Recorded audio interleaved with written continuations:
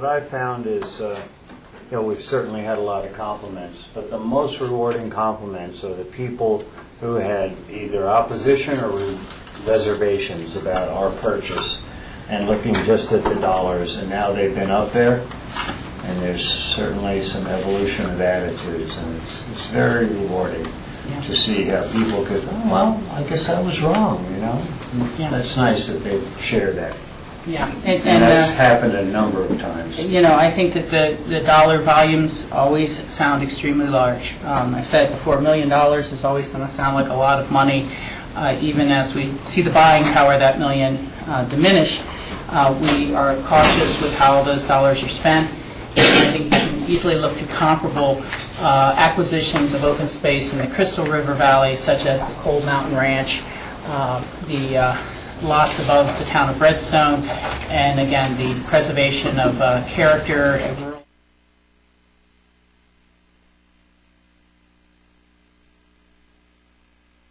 Last item for me, I would like to request, again, kind of perhaps following after the 4th of July, that we take a moment of silence to acknowledge the troops that are serving in Afghanistan, Iraq, risking their lives for us, their families that have taken tremendous sacrifices, the individuals who have suffered life-changing injuries or actually had their lives sacrificed in this effort. We're far and removed away from those on a day-to-day basis, but if we can take a moment in our hearts to acknowledge the sacrifice of all those people and pray for a quick peace and settlement outcome to come to that area.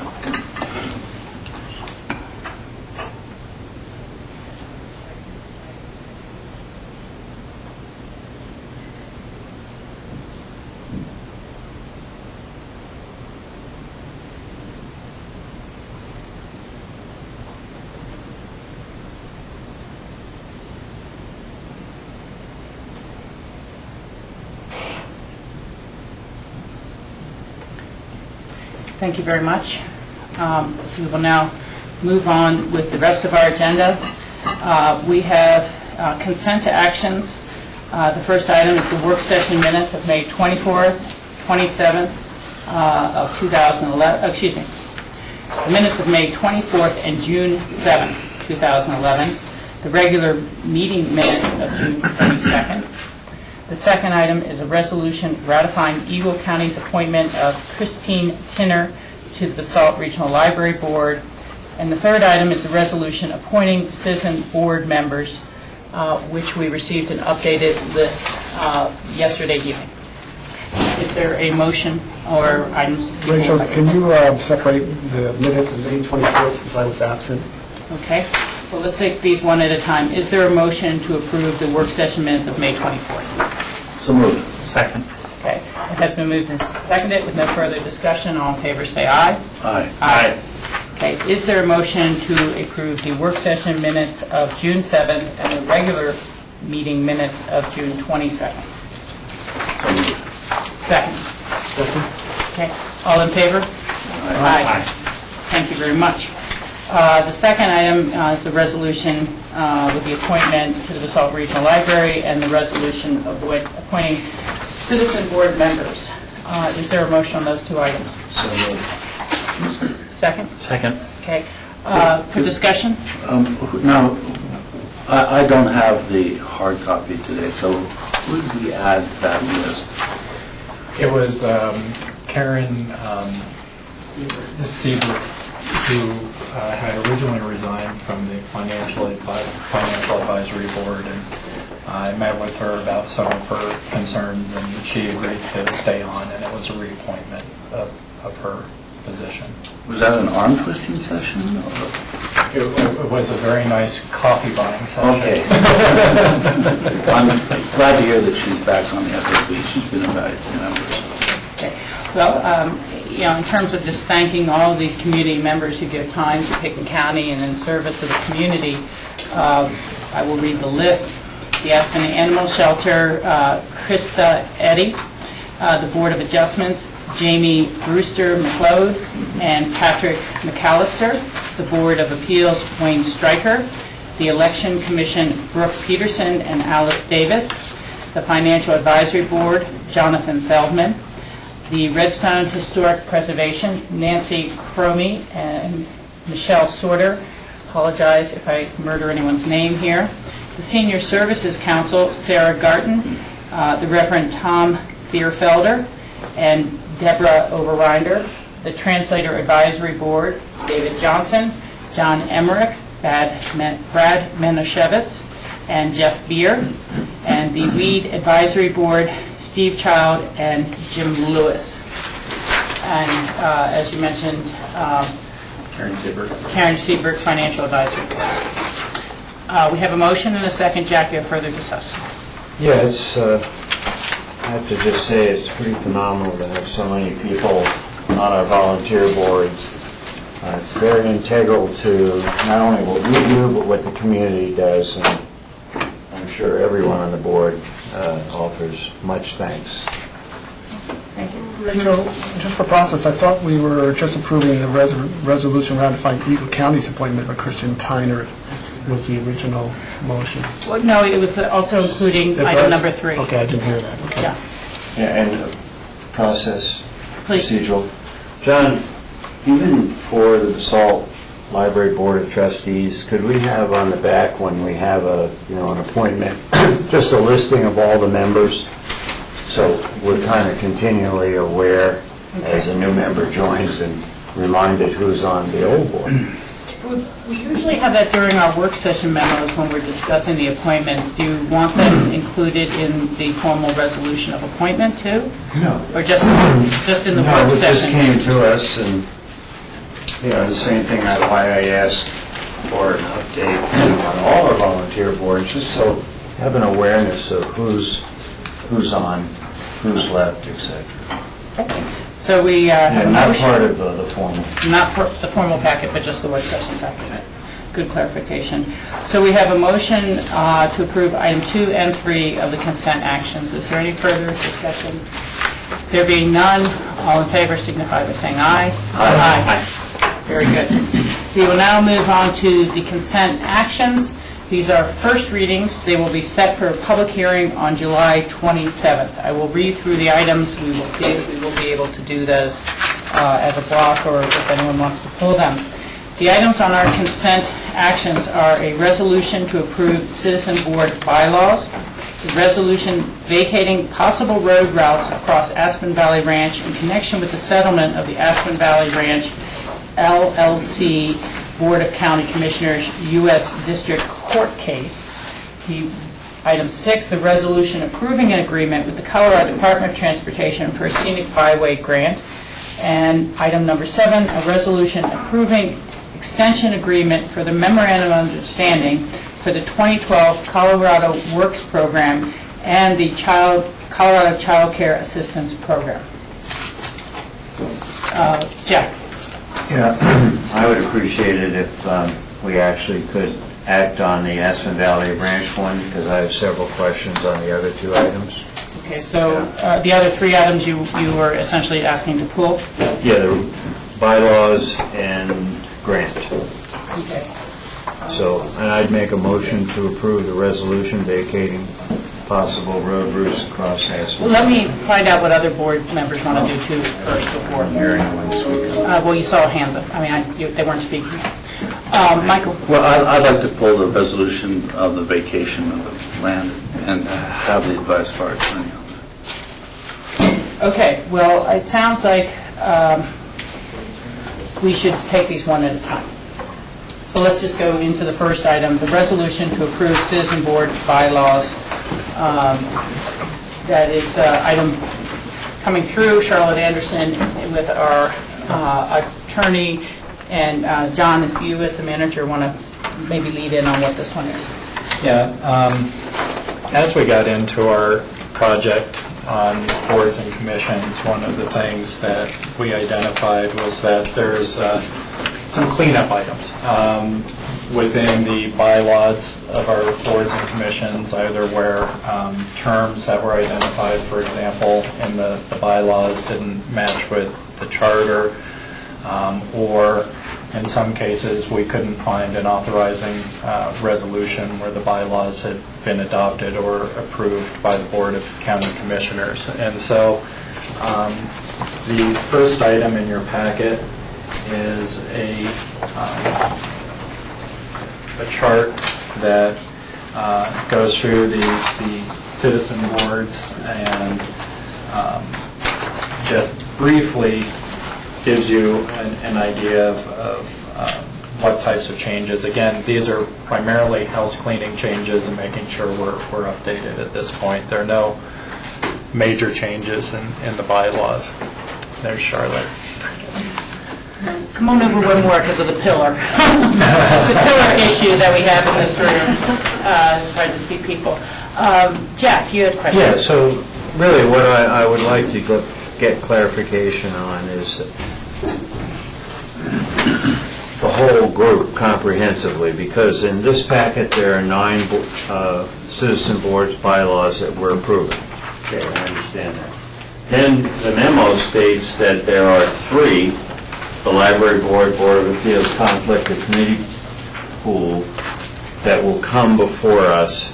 Now, there's 6 other boards that are not mentioned, so I'd like the status of the Animal Shelter, Healthy Rivers and Streams, Redstone, Historic Preservation. Those were bylaws that were previously approved.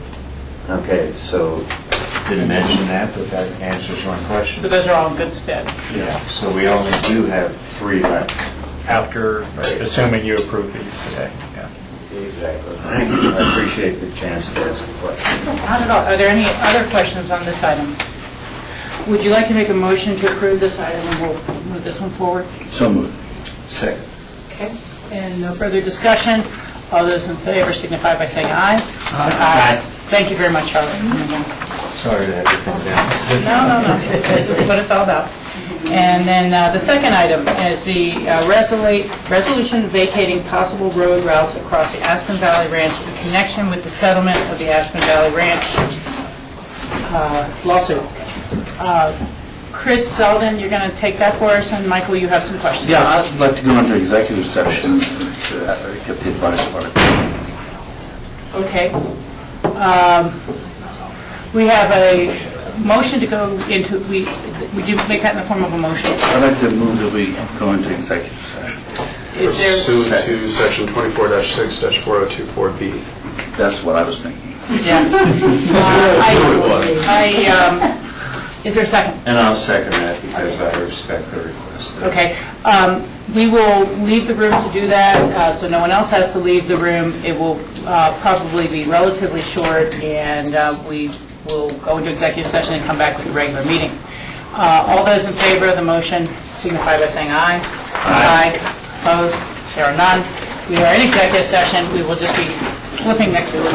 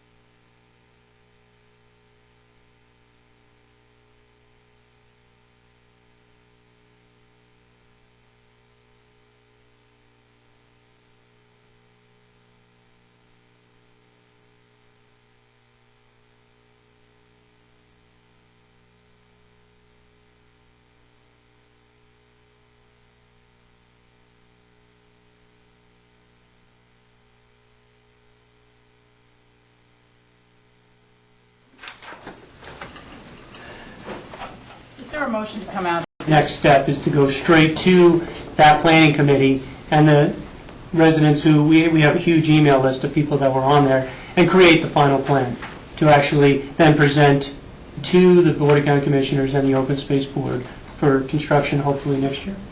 Great, thanks, Gary. Sure. Okay, I see Rob and then George. Gary, this is a $125,000 grant with a matching fund of $31,000 roughly, some change in there too. Are there any estimates out there in terms of what the total cost of this Elk Park side will cost, and how do we project to fund the rest of this project when we start moving forward with this? It's a good question, because what we haven't done yet is create that final plan. And so in that final plan, we will know the elements that will cost money, and then we will put a number to it, and then basically come back to the Board of County Commissioners and the Open Space Board with that funding from what the citizens have said they wanted and stuff. We know that 125,000 with our match of 31, so it's 156,000. We know that would cover the visitor center itself, the interpretive displays, some of the trails, potentially regrading some of that parking lot, and some of the landscaping. Is it going to cover all of it? Probably not, but we're going to come up with that number before we ask you for any more than this. Let's see, it was George and then Jack. Yeah, first I just wanted to recognize Gary for doing such a great job working with the citizens up in Redstone and putting together this master plan. And Gary has gotten accolades from the Redstone community. It was a hard task, but everyone was really pleased with the way Gary facilitated those meetings, and I think the outcome of the master plan. So thank you, Gary, for all your work. The master plan certainly is a very ambitious plan for Redstone, and certainly the issue in terms of how we will be able to implement this in the future is really a large question. Opportunities for grants as well as other resources will be looked at, but I don't think the community, or at least you, I don't believe, Gary, we would ever be able to start a project so soon after completing this master plan. And so this was really a windfall that we were able to get from the scenic byways vis-a-vis the Peonia Visitor Center, which they could not utilize. So it's a great opportunity to start the project off, to utilize an area that actually is right across the street from the coke ovens, which is currently being restored, and will have an interpretive display, and that will generate, and that of course was from a grant. And so it's a great opportunity for the community of Redstone to be able to capitalize on two great projects right at the entrance to Redstone. And hopefully that will help spur some more traffic and business for those businesses on the boulevard. So this is a great start. So thank you. I'd also to add to that, this is one of those things where we're working with the coke ovens, because you activate Elk Park, you're providing the parking area for the coke ovens. And so, trying to activate all these sites and get trails through them and connect them all is going to be a critical component, because the buzz right now on the coke ovens is big, and people are really excited. And then this continues, and if you connect that all to Redstone through the park, it's going to be a pretty huge facelift for Redstone. Jack. Yeah, several of my questions have been answered, which is good. But clarification, the intent of this is not planning, because we have to me this is like a very well thought out and complete plan, but you're saying it's going to evolve. The Correct. plan? Well, we're going to get it to the point where we go from concept to final, and the final has the construction documents in it and the final numbers of what it's going to cost. And so the final will be, what type of interpretive signs are we going to put up there, and what type of structure are we going to build for the visitor center. And does this grant pay for construction drawings and all that? We have flexibility to use it, because it sounds like it's a rather challenging project certainly, and we know it's not going to meet the $156,000, to do all this, but a visitor center and rearranging of the parking, et cetera, and planning. So do we have flexibility to use this? Because I'm concerned that we get so far and then, well, where's the rest of the money coming from? Because my understanding is historically, open space and trails has not really been too involved in creating these small localized parks. We're not really a community park, in the true sense of a park, development agency. So this is out of the ordinary, and so, we get 3/4 through, and then where's the rest of the money? Well, we'll have to see and play. Certainly, this is positive because I think it does a lot for Redstone. George, you're absolutely right about how involved people are up there and excited. One last thing, or two. Is this interpretive or center or visitor center going to have staff? Staff? No. Or is it passive? Passive. Okay. And lastly, it says here, an open space board has approved the commitment, so they have recommended to us. That's important. I think we ought to always put recommend instead of them taking the action to approve the money. So thank you and good job. Thanks. Thank you. I think all the questions have been answered so far. Gary, I'd like to thank you as well. I've seen these plans evolve. I think they're great plans. And I think that it's important for communities and subsets of the larger communities to dream big about their local assets and what they could be over time. Phasing of a project is natural. I can think of very, very few projects of significance that are done in all one fell swoop, but that you get your start. To begin is to win, as I've heard it said, and so I think that this is going to be a big boost for the businesses in the Redstone area, and the business community there has been facing some hard times, as all business communities have, but maybe even particularly so in that area. It's a little bit more of a remote destination. I think this will add a lot to their ability to really promote that heritage tourism that is unique to the Redstone area. So I appreciate the Open Space and Trails Board's involvement and the staff's involvement in so many ways. So very good. Is there a motion to approve item number 6, the resolution approving the agreement with the Colorado Department of Transportation for a scenic byway grant? So moved. Second. Okay, we got a motion and a second. The last item of discussion is after we get this through our public hearing, I really would like to make sure we have a separate letter from our board to CDOT to thank them for the grant, okay, as well as from the Open Space Board. All right, we have a motion and a second. All in favor? Aye. Aye. Okay, very good. The last item is a resolution approving the extension agreement for the memorandum of understanding for the 2012 Colorado Works Program and the Colorado Child Care Assistance Program. Nan, welcome. I'm seeing a lot of you these days. Yeah, did you sick of me? Yeah. And we understand you were in a meeting in Denver last night and you're back. I know, amazing. I'm back. Board members, do we have questions for Nan on this item? I guess I have one or two small questions. Okay. There was no way to apply for more of the child care assistance funding. We're just kind of renewing what we had last year. Yeah, this is, I'm going to be giving you a nice update next week. Okay. But you don't request allocation increases. It's all formulaic. It's based on poverty, it's based on number of children in free and reduced lunches. It's complicated for every program. And so we get the allocation that we get, and then there are ways to try to capture more dollars, and that's what I'll talk about next week. Okay. But this is simply every year, every public assistance program is different. These two require a contract every year with the county. They're federal programs that are passed through the state. They're all about helping low-income people, and This is simply saying that by accepting this allocation, we agree to these terms and conditions.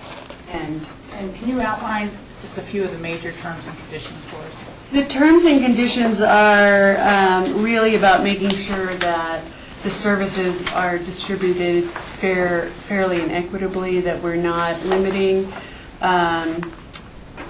certain populations from access unless the rules or regulations require it.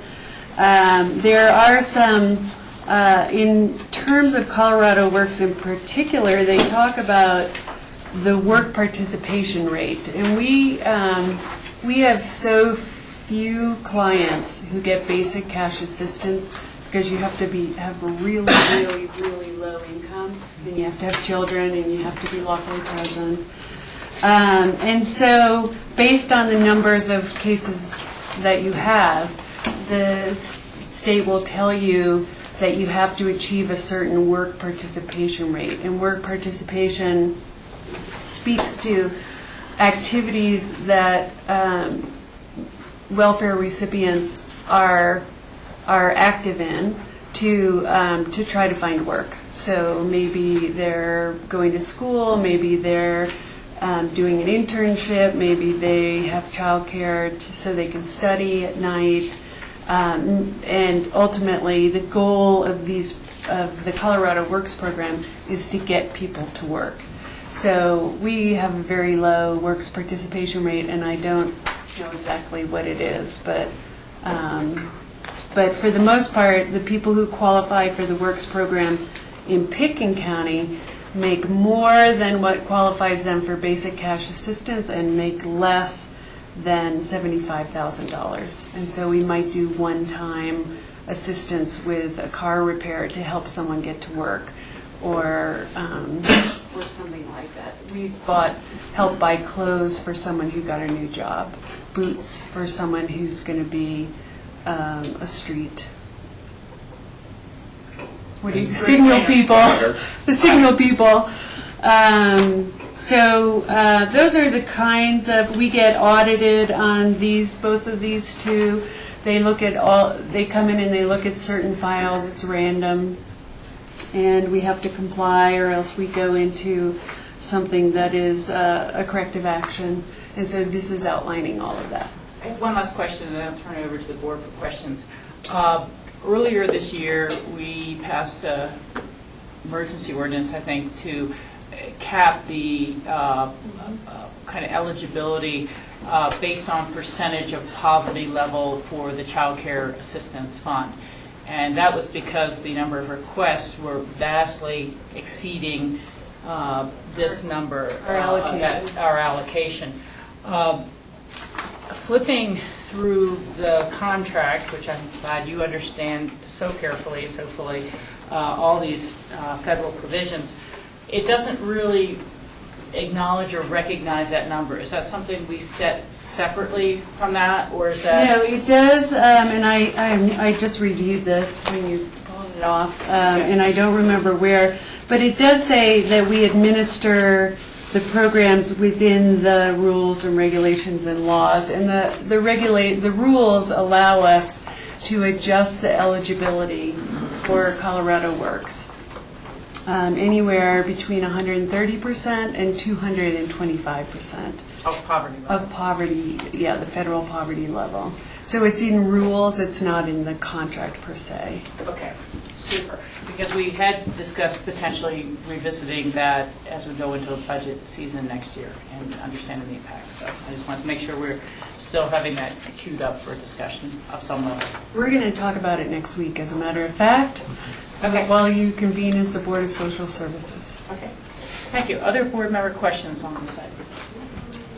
Jack? Nan, I was wondering, what is the current poverty level, the standard that we're looking at, how much? You know, the federal poverty level is based on the number of people in the family, and unless you were, I don't know it by heart. One person makes this, but two people have to make this, and if you bring have this four as a children, for our work session next week, and then we'll also have them available. I for can second bring reading. the federal poverty guideline table next week. Yeah, that'd be great.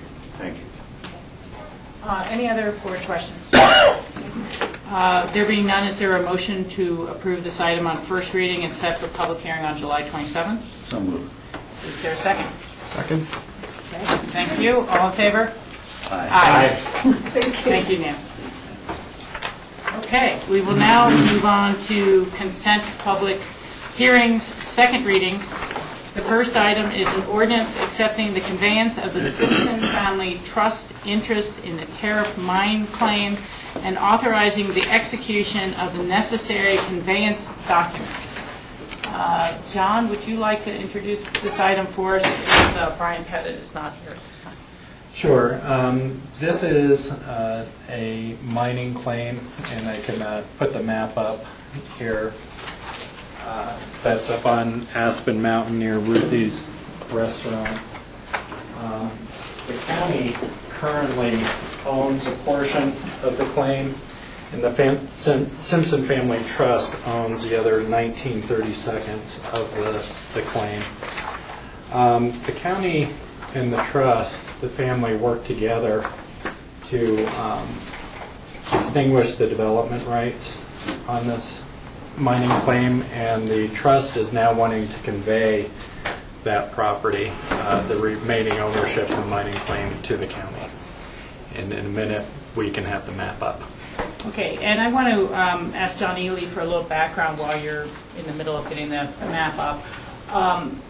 We have dealt with this issue at one level or another for about a year and a half or something, and you had explained to us that if there is joint ownership of a property like that, either party can go to the courts to force the subdivision or the sale of that so that, determine the ownership interest as part of why the county ended up in this position. Can you kind of give us a little more of the overall background? Sure. We are tenants in common with the Simpson Family Trust on this particular property in that we have undivided interest in the same physical real estate. The law does afford either party in that ownership interest position the ability to go to court and to seek a partition of the property, to physically divide it consistent with the ownership interest, or to force a sale of that property with the proceeds being apportioned to the ownership interest consistent with their proportionate share, or affording the ability of one owner or the other to buy the other out. In this case, none of those events happened, but there has been a dialogue between the county and the Simpson Family Trust. First, it dealt with the development rights associated with the property, whereby the Simpson Family Trust sought to obtain a TDR in exchange for sterilization of the property from development. We consented to that and participated in the execution of that TDR document as an owner, not only as a regulator of the property pursuant to the land use code, but also as an owner in the property. That TDR, I'm not sure if it was transacted or not, but pursuant to an agreement between us and the trust, the county was compensated in the amount of $100,000, I believe, $100,000, which has already been paid to the county. The TDR has either been transacted or is still in the possession of the Simpson Family Trust. I'm not sure which at this point. The property then continues to obviously to exist and to be in the same ownership configuration, and given that there's no development potential associated with it anymore, the Simpson Family Trust now has changed the dialogue to say, are you willing to accept our ownership interest in the property, and that would allow the county to own it in its entirety. So that's, I believe, the transaction that John is referring to now. Okay, well, thank you for the backstory on that. Again, we were able to avoid court battles in which a judge could force one of those three alternatives. We've reached an amicable agreement. We've already transacted the TDR. The property has been sterilized from further development, and so this would just be adding to the open space and inventory lands of the county. Yeah, and you can see here it's outlined in red. It's adjacent to other county-owned mining claims. To orient you, this red line is Ruthie's Lift. We have Ruthie's Restaurant, and then you can see going down into Aspen. Yeah. Board, any questions for John or John? Jack? Yeah, John, I'd like to know how this is going to show up in our budget documents. Will it be in a supplemental? You know, this $100,000 comes into our general fund. Yeah, the 100,000 has actually already been received, and so that's already sitting in our general fund balance. You only appropriate revenues when you spend, and so we've received the dollars that went into our general fund, and so it's now part of our general fund balance. It's not segregated at all, Jack. And so that's money that is available for you in your discretionary fund balance now. So if we wanted to, though, in looking at the 2011 revenues and formulating the 2012 budget, we could list that separately under other income or other revenues to satisfy Jack's request, that we acknowledge it somehow as... It would come out of fund balance now, because that transaction actually occurred in 2010, and so the dollars had already come in. And so We could you could segregate it out if you wanted to, but it's sitting in fund balance right now. Yeah, and I was just wondering how we track, for example, when we sold the DeGraw property up here below Smuggler, you know, that $900 and some thousand, I wasn't able to track it. It just goes into the greater general fund and it gets absorbed. And it goes unless we allocate it separately. It goes into your fund balance, yeah. And then if you want to appropriate it separately for use, or if you want to designate it within your fund balance for specific use, we can do that. We haven't done that with either of these transactions, but certainly an option for the board. And that's certainly not discussion for now. But now, I was wondering about the unappropriated fund balance. Say when we do a quarterly, does that amount just show up as an unappropriated additional monies? You'll see those dollar amounts. As a total? Yeah. Yeah, so in 2010, that should have been added, and as part of our 2010 ending fund balance, the $900,000 that came in this year will be added in as we bring forward our quarterlies to you. Yeah. Okay. I think Jack makes a good point, though, that perhaps even just having a footnote to the fund balance To know. that says that that includes X amount of one-time monies. Because otherwise, it kind of makes it look like our fund balance is growing year to year Sure. at a greater level from property or sales tax, and it's not. These are one-time monies, and they will not be repeated. So I can see footnoting them in that way. Just Yeah, that's thoughtful. Thanks for letting me ask the question. okay. Are there any other board questions on this item? Okay. Is there a motion on resolution number 7? I'd like to move this resolution. Second. Okay, any further discussion? Motioned and seconded, all in favor, signify. Oh, you are so right. This is a public hearing. Is anyone in the audience care to comment on this matter? Okay, I will close that public hearing on this item and take a vote. All those in favor signify by saying aye. Aye. There we go. We will move on to item number 9. Which will also be a public hearing. And this is an ordinance accepting a parking and trail easement from Richard Spizzari. I'm really bad with pronunciation.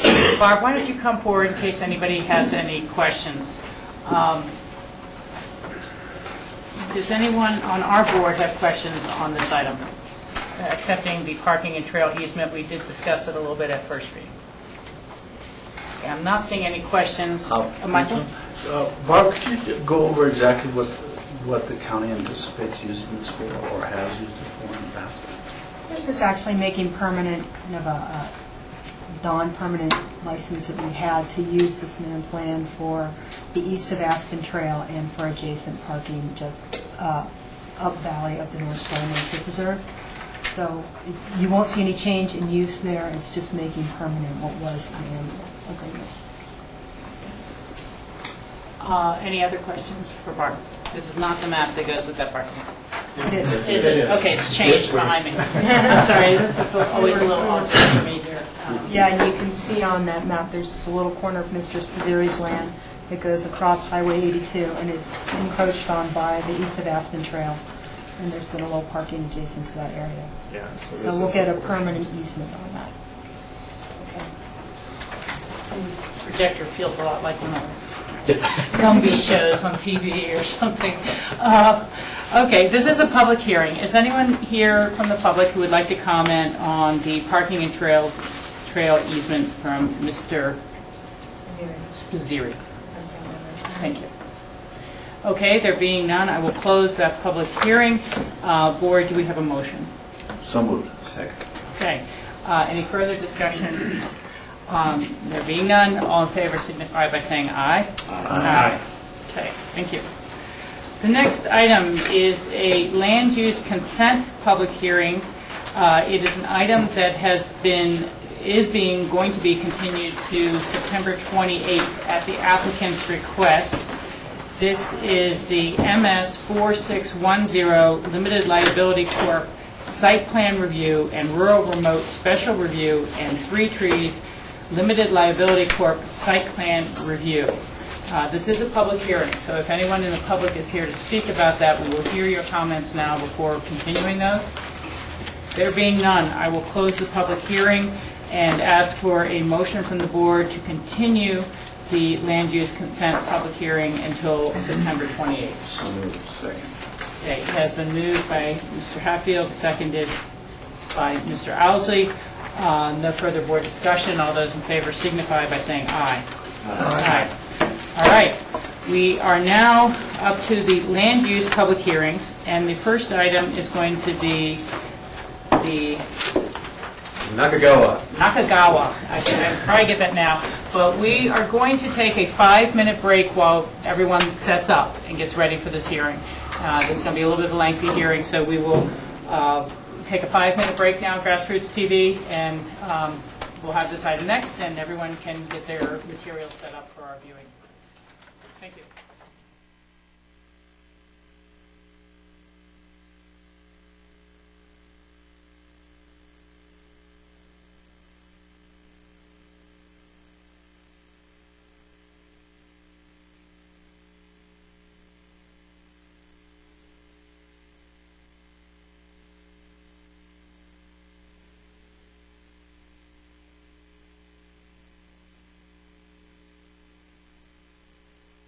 Through the same process years ago, because they're non-conforming lots as well in Emma, off the Soapers, off the Emma Road. If someone's storing business vehicles for like a landscaping business or a contracting business, then they would be required to get approval for this unless there's some other type of exemption they received.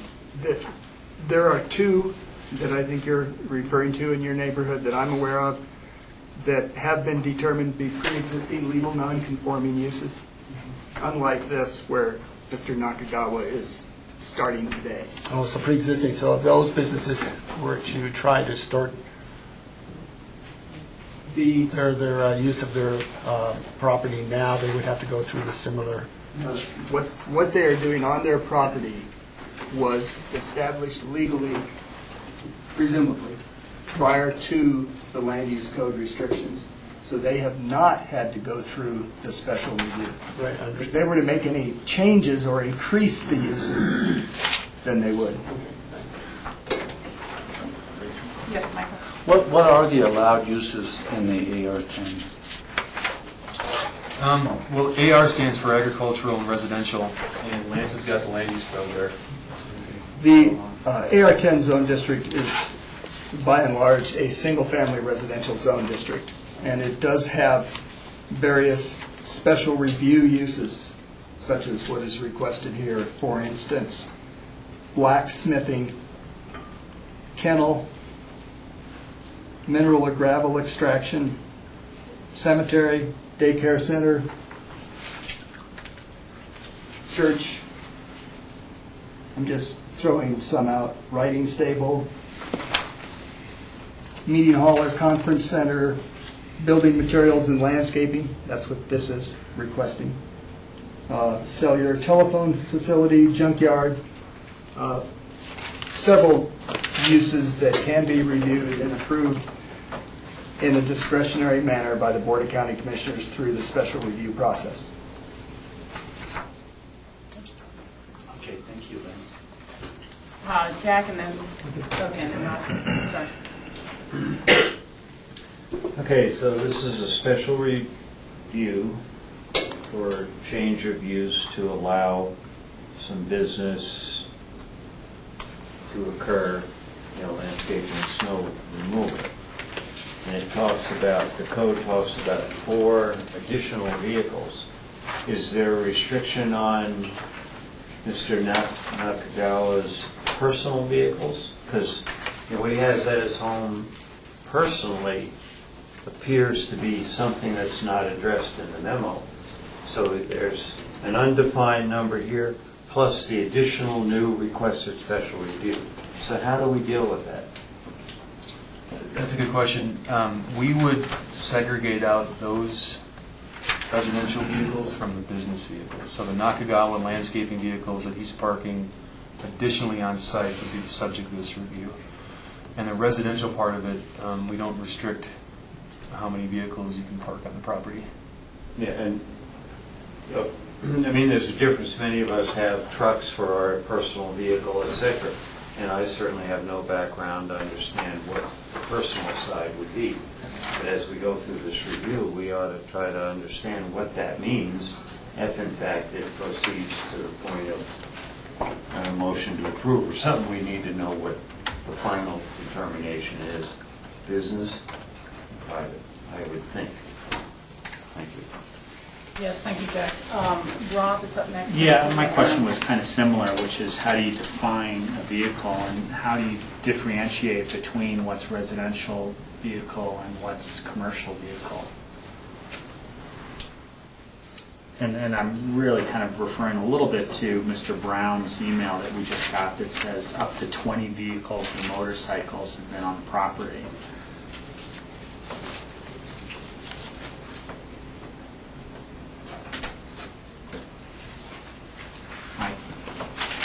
Did you get that?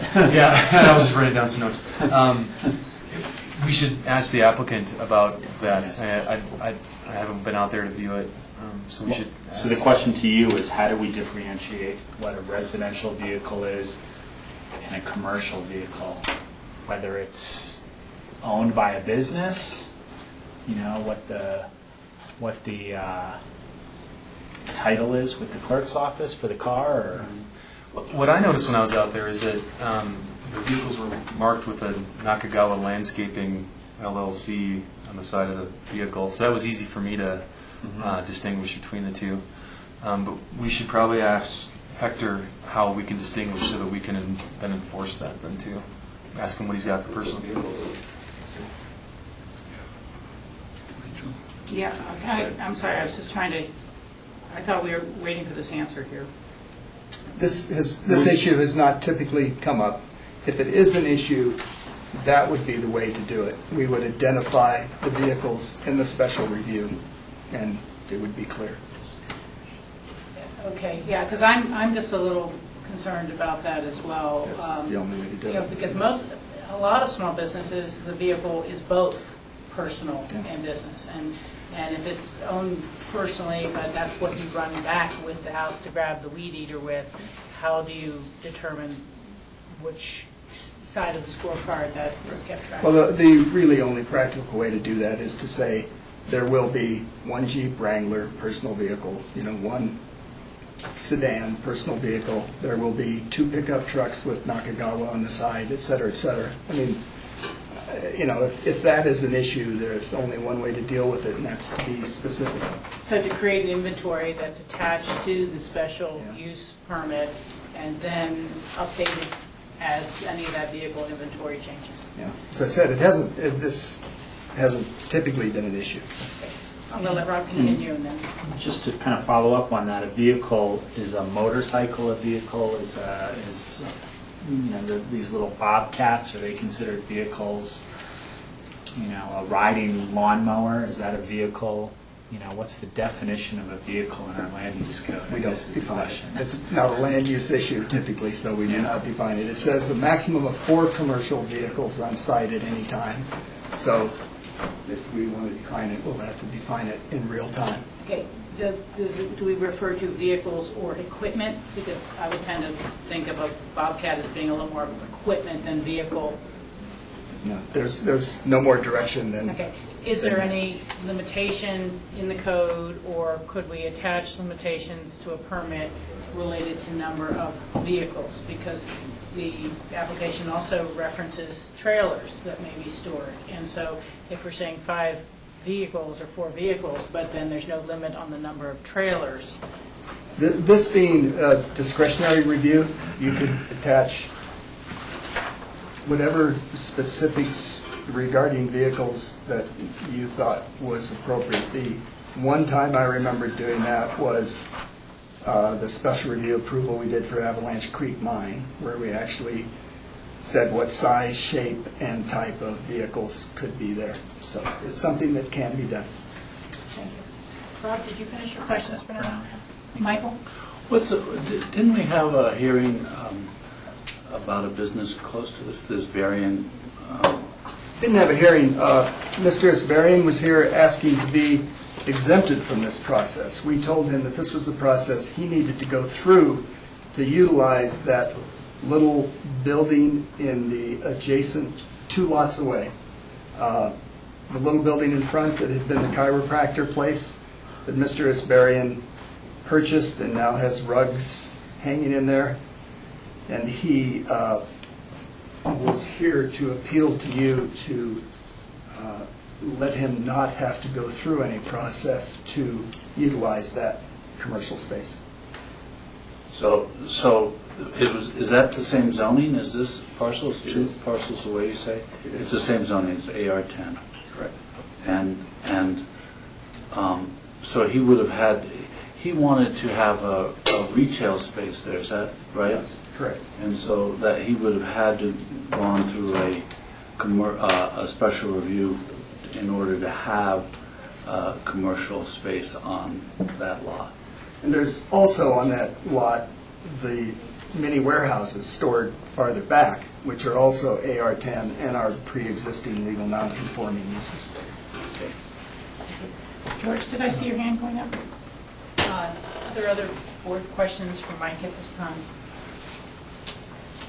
Well, I can just see a real need to get detail if this is to move forward about number of vehicles associated with the commercial operation, number of vehicles associated with the personal use of the home, an inventory of equipment, the number and types of equipment that could be out there, and then better definition and inventory of the trailers, the number and size and types of trailers, because you can think of a flatbed trailer, you could also think of a semi-trailer being loaded to be used for storage.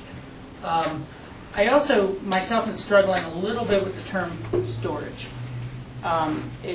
You think of storage as you put it away in your storage locker, you can pull it out again 3 months later. But if this is really overnight parking, overnight use, and it's back in use every day, is that really, quote, storage?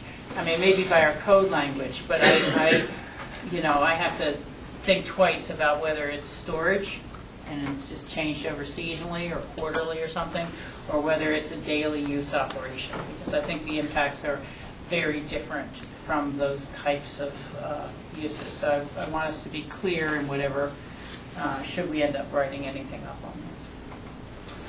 Okay. Jack, another question? Yeah, one qualification for staff. You define a trip, Leaving the property lines. leaves the property, is that one trip, or leaves the property and comes back, that is one trip? Just so we have, I digested that as To well. make it clear, the trips is related to customers, not the operation. If I will read this for you.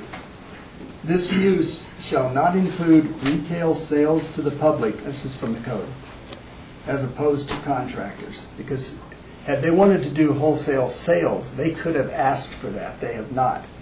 But in this same category of use, someone could sell trees, could sell landscaping. That's nothing they're asking for, but that is something someone could ask for.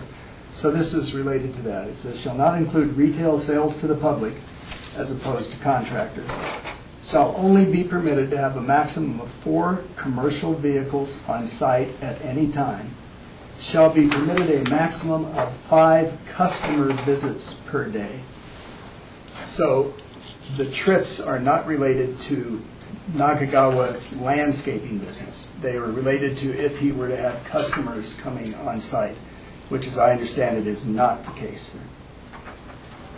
May I finish? Please, and then we'll go back to Okay, the so, in Mike's memo, for example, under access, relative to CDOT, et cetera, Mike does mention 4 at-one-time vehicles and number of trips to the site to 5 per day. That's the limitation. But it appears that the number of trips aren't at issue here because he's not doing any sales on site. Would that be a correct assumption? That's correct, by the code. Because the letter states 20, and so Right. I want to understand where we're reading here. That's correct. And however, again, this being a discretionary review, trips could be limited in the approval also. Thank you. Yeah, thank you. This may be more of a question for the applicant, but I noticed that as part of this proposal was to store snow plowing equipment to be used in the wintertime. And would the snow plowing equipment then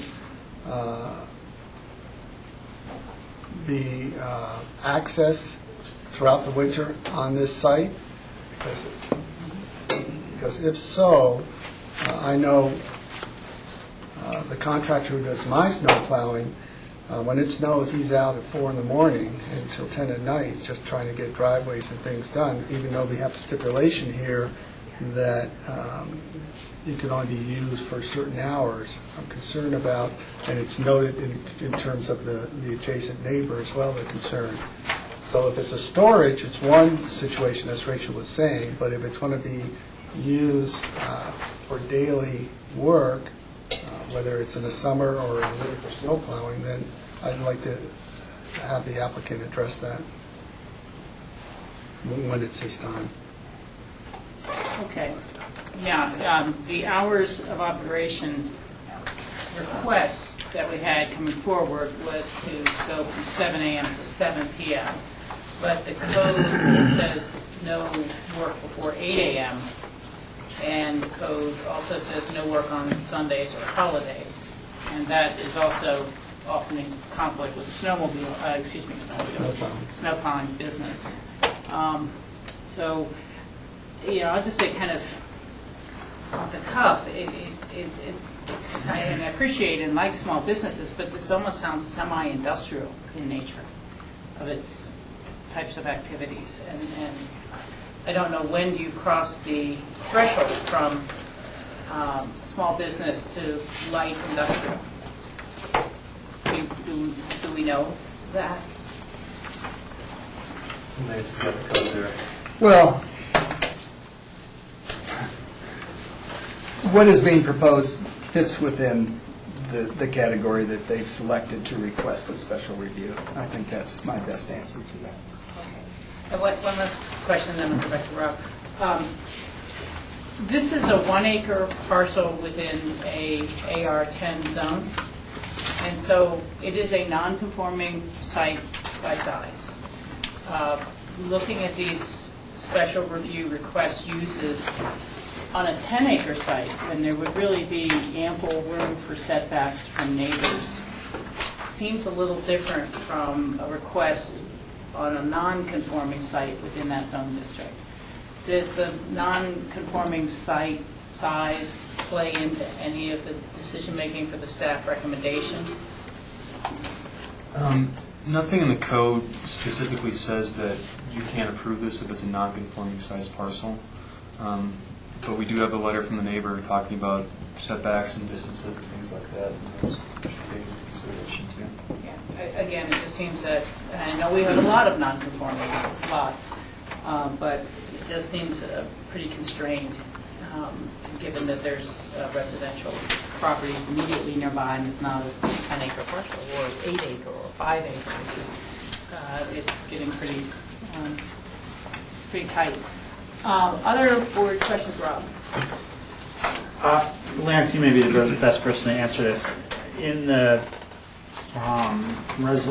resolution number 4 is where it clarifies the commercial vehicles and visits per day, and you've determined that the code is referring to commercial vehicles doing deliveries or that sort of thing, and visitors per day is customers, which the applicant is not asking for that sort of use. This is also where you mention the 8 a.m.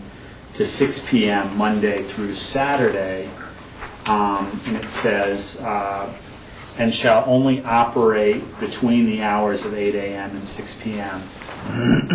Now, is that as well referring to visitors operating and conducting business on this site? Because as a snow plower, he's not conducting business on his own property. He's conducting business, he's leaving his property to go conduct business elsewhere.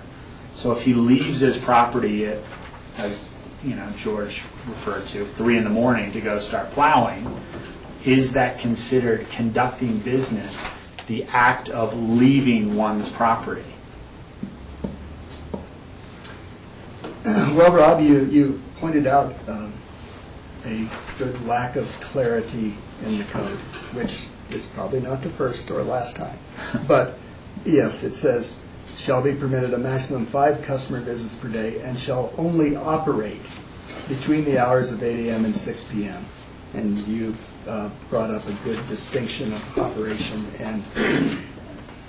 Because the next line, B, in the resolution says, the approved use on this parcel is for equipment storage purposes only. So, equipment storage, is it a use of operation to go pick up your equipment storage if you're doing it outside of those hours of operation? The code is, I guess, unclear on that, is what you're trying to tell me. That's a very, very good point. Yes, it is unclear. Thank you. Mike? Les, Mike, didn't we have a similar situation at the junction of Jerboz Way and Highway 82 at the site of the former veterinary clinic, that there was an application for a snow plowing business? That was very similar. The vet clinic at the bottom of Watson Divide, it was Aspen Snow Removal. Aspen Snow Removal came forward with a request similar to this for special review for this kind of activity, and it was denied. It was denied. Can I follow? Why was it denied? There was a lot of neighborhood concern about noise, primarily. Because that property doesn't even have an adjacent neighbor to it. So that's Across- just interesting. well, Across the way, yes. Across the Not, way. yeah, across the river, not Across the directly. highway, yes. Across the highway, actually upstream slightly, and then. Okay. But I think, as I recall, one of the difficulties that neighbors had was that snow plowing, as you mentioned, entails very early morning operations and late into the night operations, and staging is actually an all-day operation. So I think some of the concerns were, well, that's not something we were accustomed to or ready to accept. So. One last. What I'm perceiving here is we've honed down on a lot of definitions and trying to focus on the code. Mike's given his presentation. I'm wondering if it's not time to hear from Mr. Nakagawa, because I think Just some been of waiting for the board these, to finish its questions, Jack, of staff. yeah, some of these questions, and the primary one, and using the example that Michael just raised, that was literally an operation that was per snowstorm, in, out, in, out. This says storage, so that's really going to be very important as to how we're dealing with this. Thank you. Well, if our boards have finished our questions for Mike, we will turn to you for your presentation as the applicant.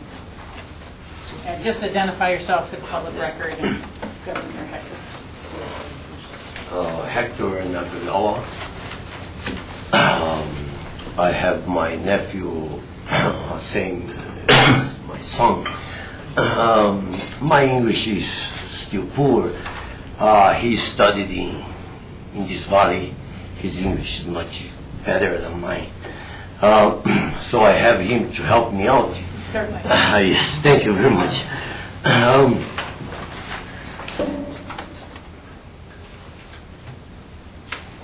First of all, I'm so thankful to help me out on this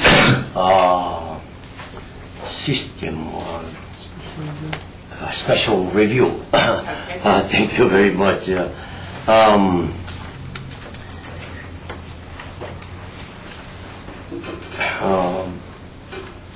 I trying to understand what we're talking about. Certainly, I gotta go back to. We seem to go back reviewing. So. Go ahead and explain what we want to use the land for. What we want to use the property for. What are your intentions to do with the property? Yes, trying to get the my equipment is to be stored. So does in winter I have truck and the trailers to be stored. In summer, I have a snow plow and jeeps to store. So in summer, I have one thing, and in winter, I have another thing. Different equipments to store in winter and this summer. Yes. If you can clarify what we mean by storage, because is it really a little more, maybe the right term is staging area, that they are started and used every day of operation in the winter and every day in the summer, or are they parked for storage? My name is Jimmy Nakagawa, and I'll go ahead and take over for a little bit, and then I'll let him butt in again. That sounds fine. So this property was mainly purchased for, again, storage, clarifying storage. We have another location which we run our business out of. That's where we would be operating the snow plowing. We'd be getting out of there. Obviously, we don't have the time. If they call us at 2 in the morning, we get out of our location at 2 in the morning. Again, this is running from another location. Where is that other location, just for the record? It's located in Homestead in Basalt. Okay. Yes, Homestead Drive in Basalt. And, well, we wouldn't be operating directly from this location. If this does get approved and you put forward a time, hey, you can't get in there before 8 and you have to get out of there before 3, that's fine. We can work with that. Again, it's not our main location, so we're not going to be operating. You're not going to see a mechanic out there on our company trucks working 24/7. You're not going to. We're not going to operate out of there. We want to use it for storage. If you give us a time, like any other storage, if you give us a time that you can go, access, get something out, put something in, that's the time we're going to operate right there. George, you have a I question? just want to clarify that, so because you said you're storing your equipment in Basalt and Homestead Drive, but this particular property in Holland Hills, you want to just use off-season storage, summer storage in the winter, winter storage in the summer. But then you also just said that you want to be able to access that equipment during the hours that have been noted in the resolution between 8 a.m. and 6 p.m. So what equipment would you be accessing? I'm a little confused. Okay. On our location in Basalt, the one in Homestead, what we have our vehicles with the trailers and lawnmowers and stuff like that. What we do would be store old lawnmowers. If we have to go back for a part, if a tire broke, if we got a flat tire on a big lawnmower, we're going to go and see if we have it on our old lawnmower and try to reuse it. Stuff like that. We're not going to, how can I say this? I mean, and what he was trying to say was in winter, we're going to store trailers with our vehicles that get used in summer. And vice versa, we're going to store our Jeeps in summer. So, I mean, there is going to be a variety of storage in there, like lawnmowers in the summer that we don't use frequently, but we will have to have access to them due to the fact that if something breaks, we need to go get a spare lawnmower. Does that make sense? A little bit. So in the wintertime, you would have all of your snow plowing equipment, trucks and plows in Basalt. So there would be no need to access your property in Holland Hills in the wintertime for snowmobiling equipment because it's not on that property.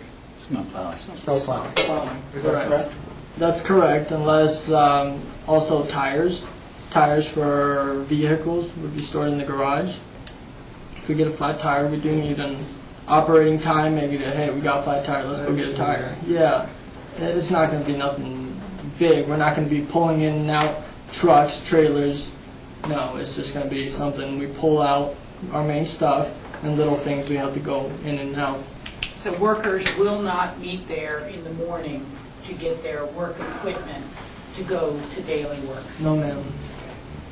Thank you for the clarification. George, did you have another question? Thank you.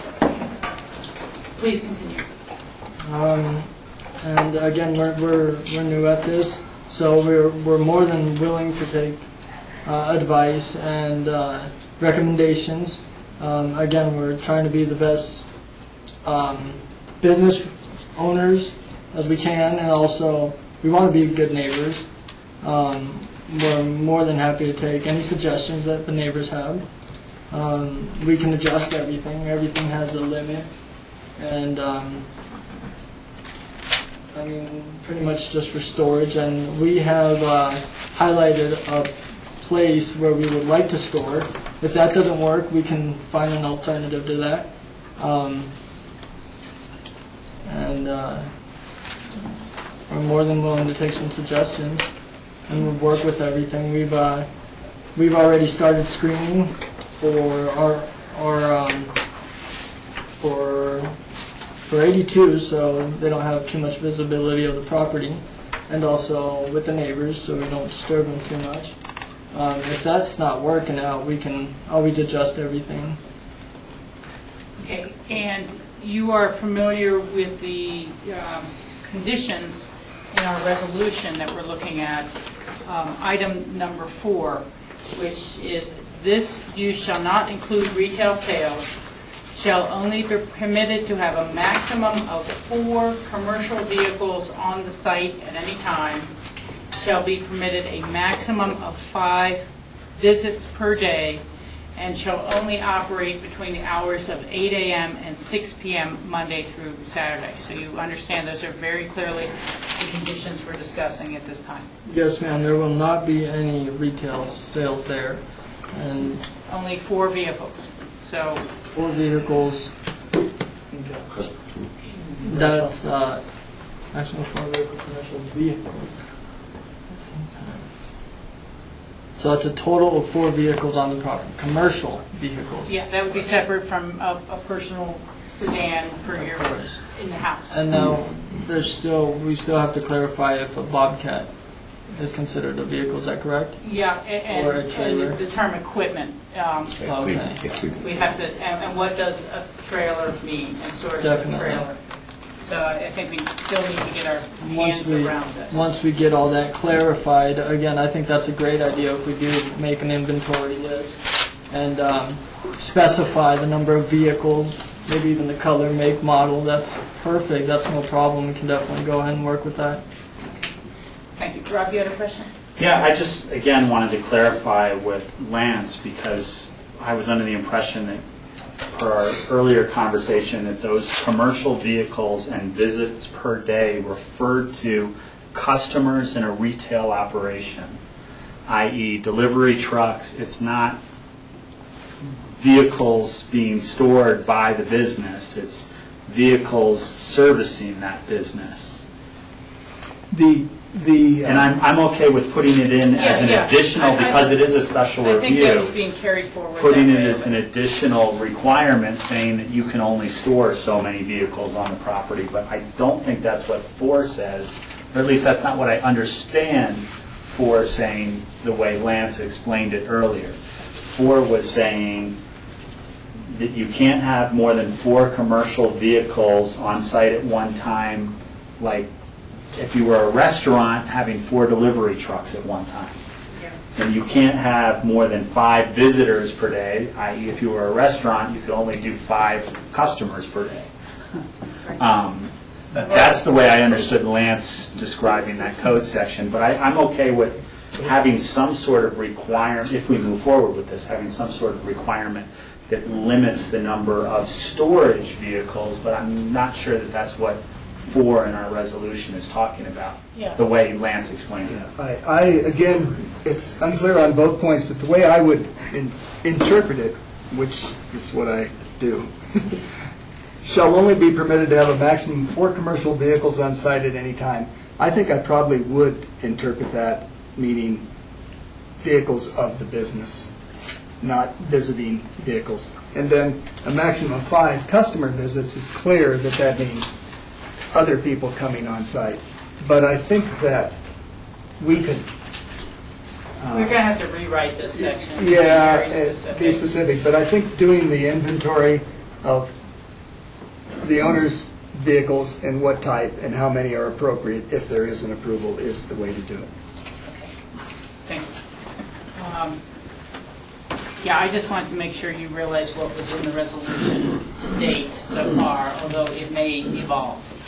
And this, should it receive approval, this simply may not be something that can accommodate all your needs or as many needs as you had envisioned, because of the nature of the neighborhood and the board's discretion in this. Do you have any further comments or things you'd like to offer? And then we will open the public hearing and hear from the public, and then we will continue our dialogue. Okay. After the public hearing, may I make some comments or Yes, you'll be able questions? to respond to questions that are raised or comments. Okay, so if you have nothing else now, and the board has no further questions, or if your uncle would like to make some. In few my words, if I may, please. I try to write down as much as I could to explain. Again,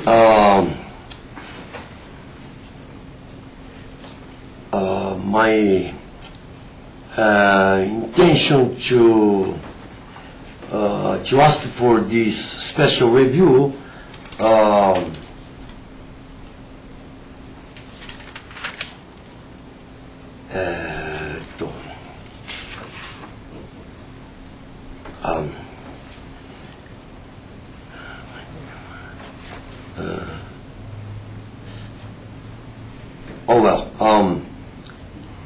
if there was some mistake that I've been making,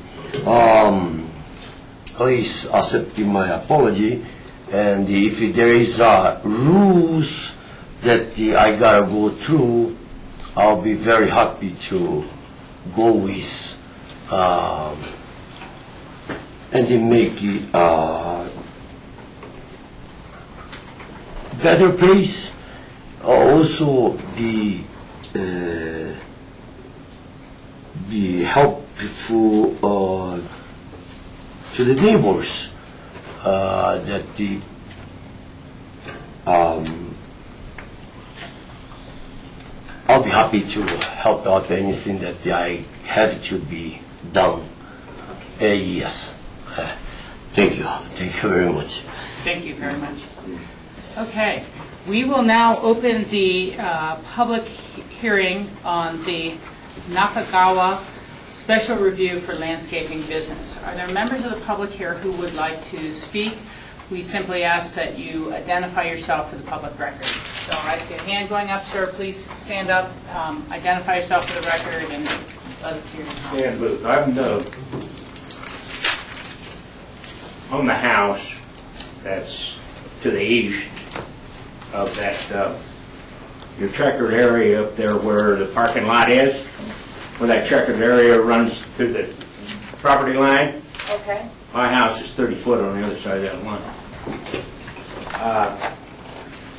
I have some great concerns here about all these trucks and the snow plowing equipment, and what kind of impact that's going to pose at 2 or 3 o'clock in the morning.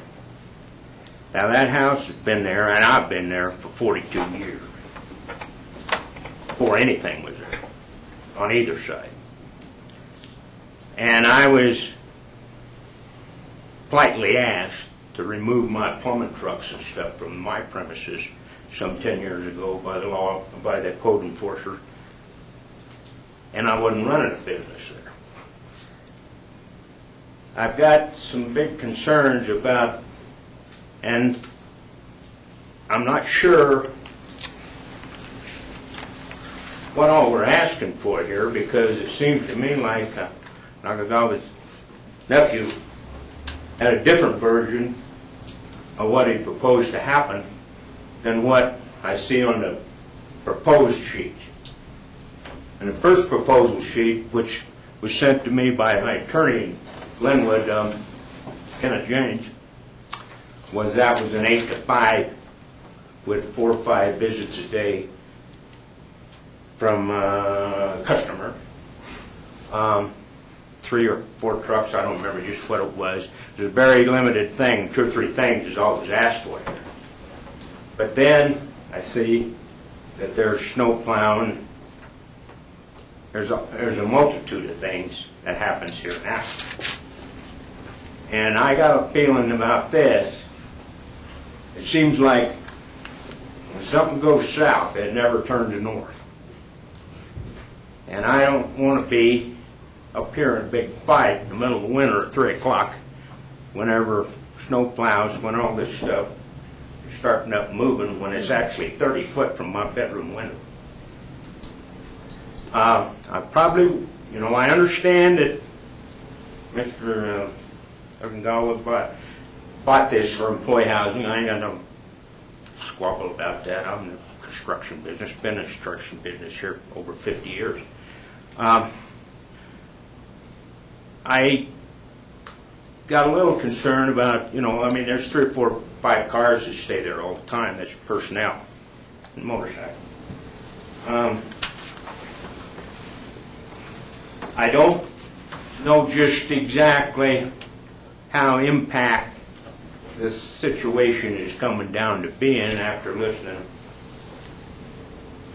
the resolution of what is proposed and listen to the nephew on where he's willing to move or move off of.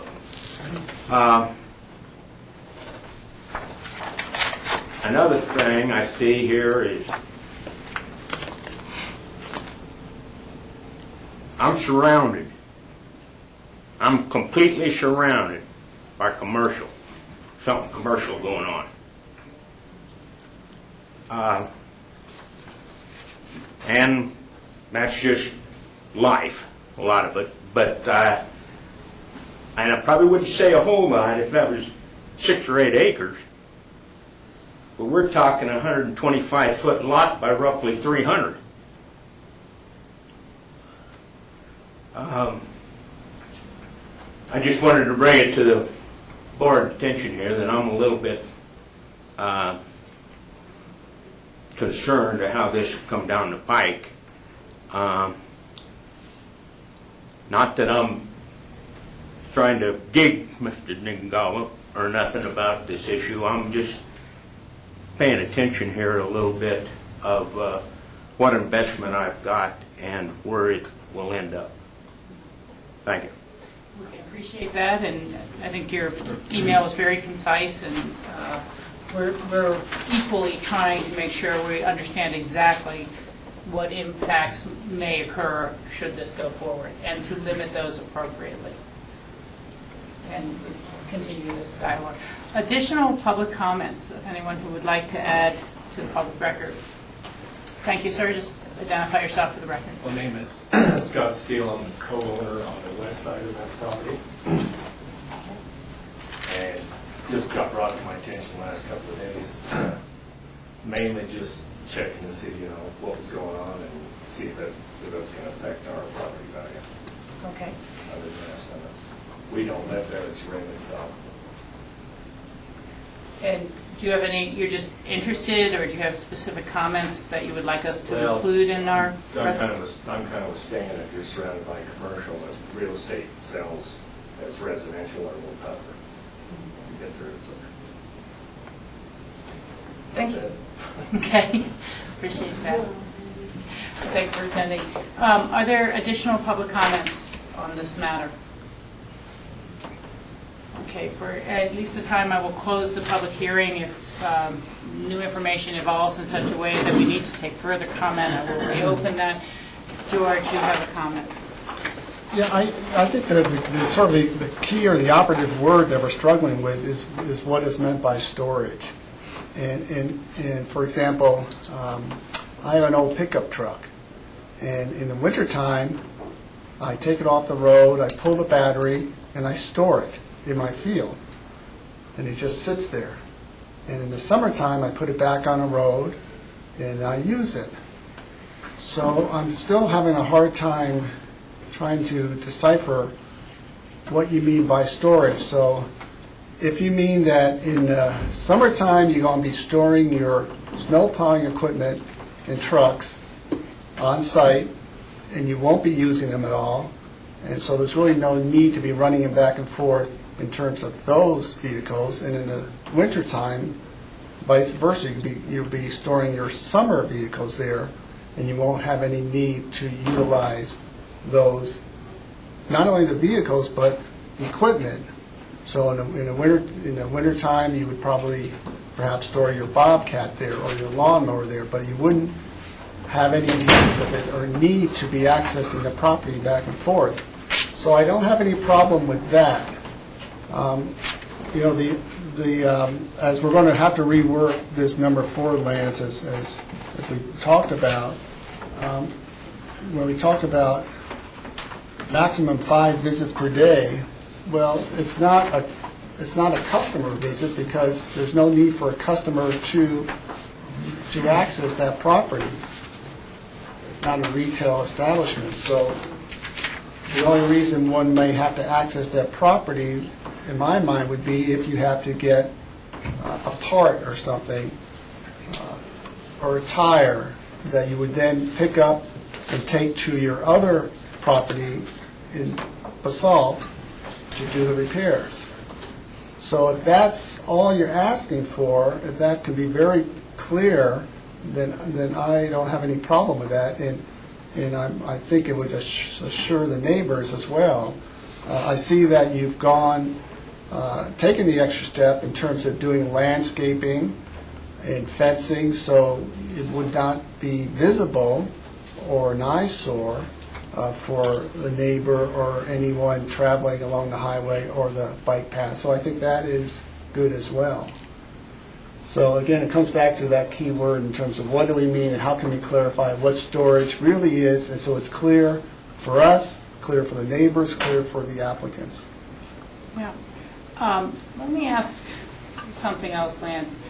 A special use permit, does that need to be renewed periodically, or if we put in an sunset and for review of compliance, or does it just continue on forever unless there are real enforcement and compliance issues? And that is discretionary. You can require an annual review, which is often done, where actually there are two kinds of annual review. Either we can require the applicant to report to the community development staff, and the community development staff make a determination whether it's worthy of coming before the BOCC because there have been complaints or violations, or there can be an automatic public hearing set at annual or 5-year or whatever intervals, or it can have a specific time limit. It's very discretionary. Okay, well, this is just my sense of this board, and then we'll dialogue into it, obviously. But I think that we're going to need to send this resolution back for a great deal more specificity, so that we all are defining clearly, and again, that will be our larger discussion, what should or should not occur here.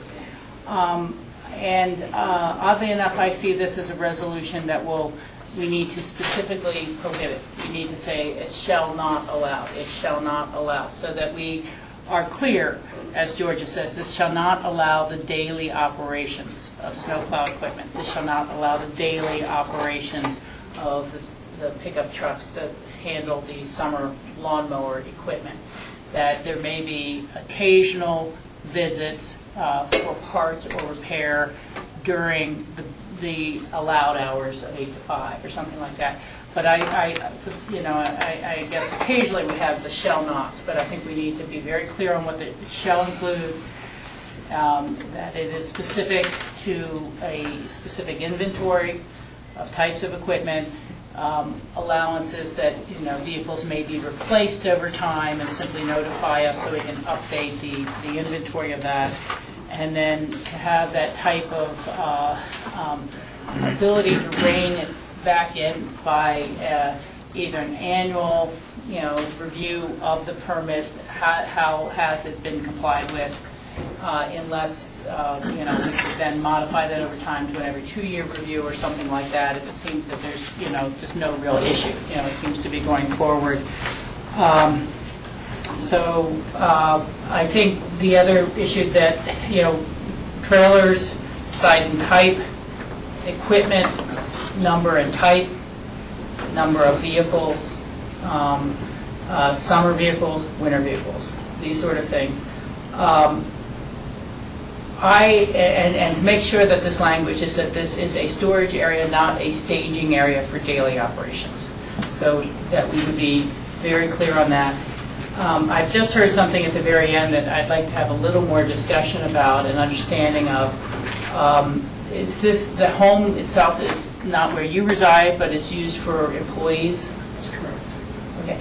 How many cars or motorcycles or personal vehicles are there associated with the employees there? 5 cars in almost. No, 5 cars. Okay. 5 cars in one motorcycle. One motorcycle. And how many bedrooms is the house? 4. It's a 4-bedroom house.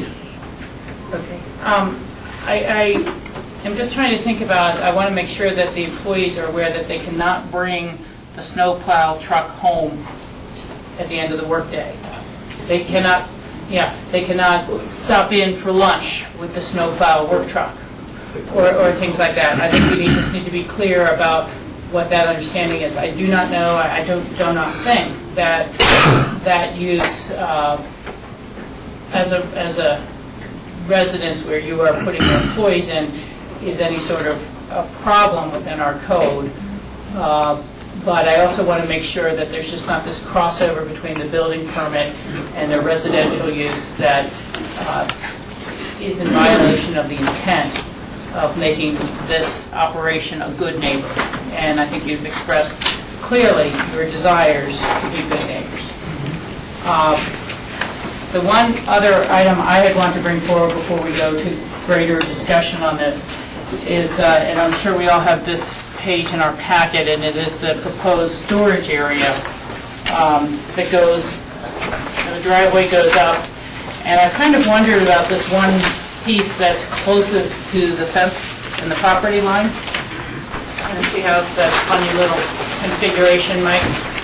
And so you got this piece that's closest to the property line.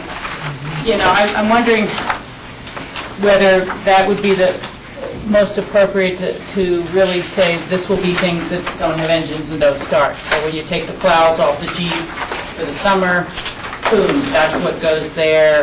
Or, you know, if it's a trailer, if the trailer's not going to move, the trailer goes there. So we would minimize, except to maybe the switchover between summer and winter operations, the need to get into anything in the area that's closest to the property line. I'm just throwing that out for discussion, but that is the one piece that whether you look at a house side yard setback, whether you look at a driveway side yard setback, this is very close to the property line. And this would seem least appropriate to me to have anything that you might be going back to get an engine part off of. Things like that. Does that make sense to you? Okay, just that. So again, those are my thoughts so far, and again, we're just continuing the dialogue. Other board members wish to weigh in. I see Rob, and we'll go to Jack and Michael.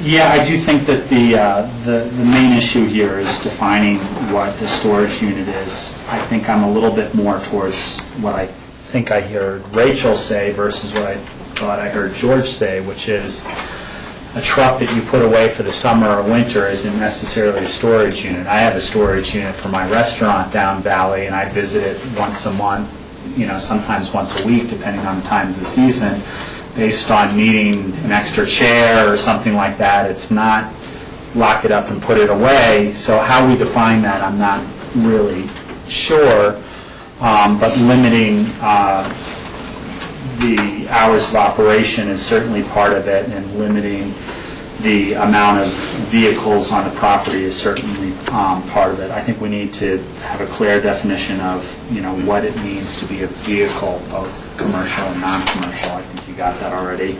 I think we need to have a review on this permit if we move forward, that we have maybe a one-year review and then it goes to a two-year review. I think that's what I heard Rachel say. And then the other concern that I have is operations and how it affects, how us giving a permit like this affects the property values of the neighbors. I think that was the big concern that the neighbors had.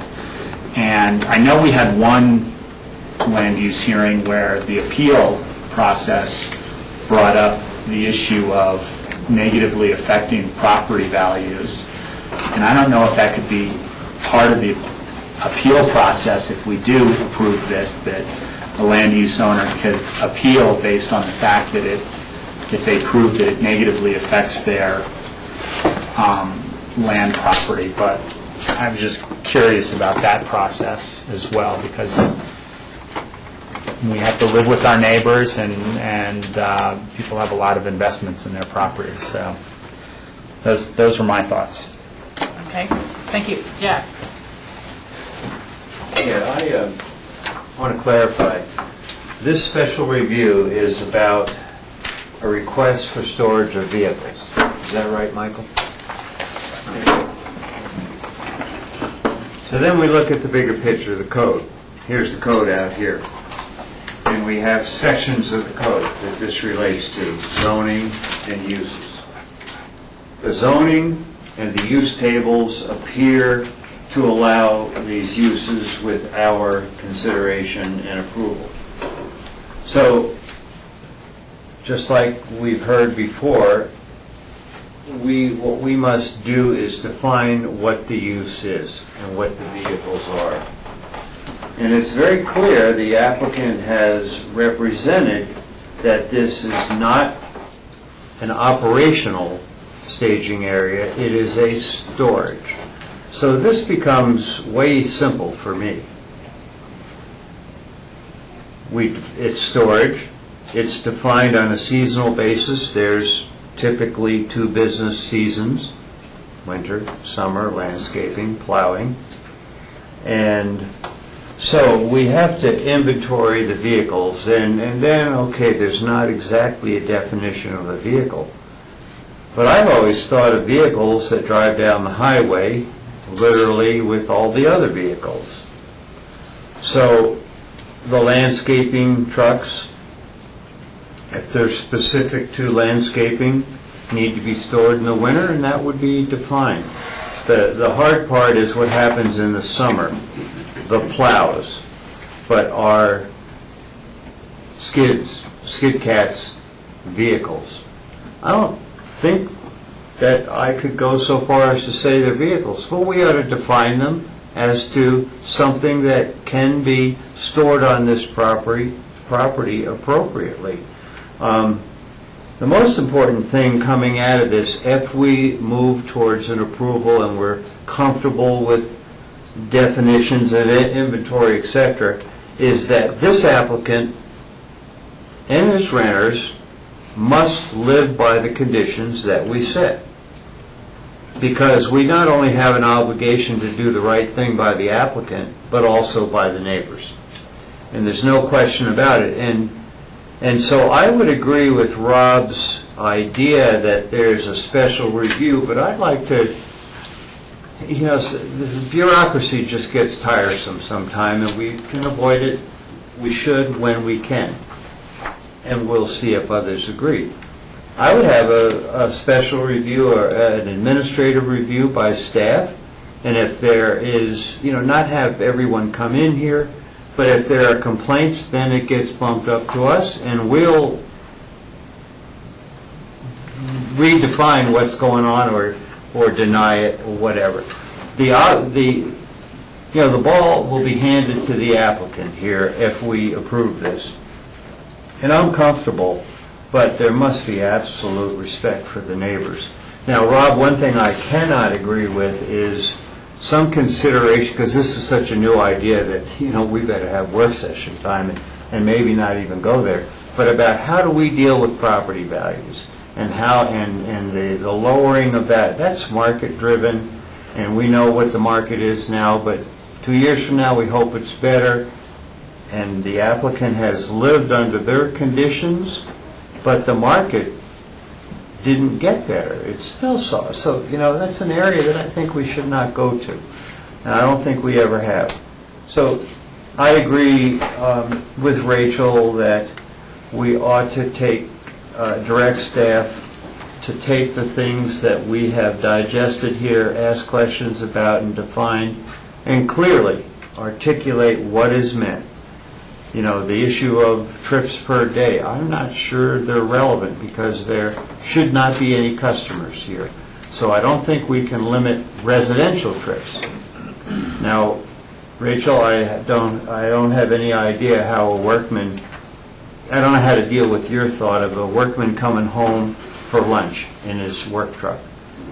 I don't know if I want to micromanage their life. I think you can be a good neighbor by coming home at lunch, but you don't have to start up at 6 o'clock with your diesel truck warming up and, but I'm not hearing that. I hope what is the work diesel truck will even start on this property.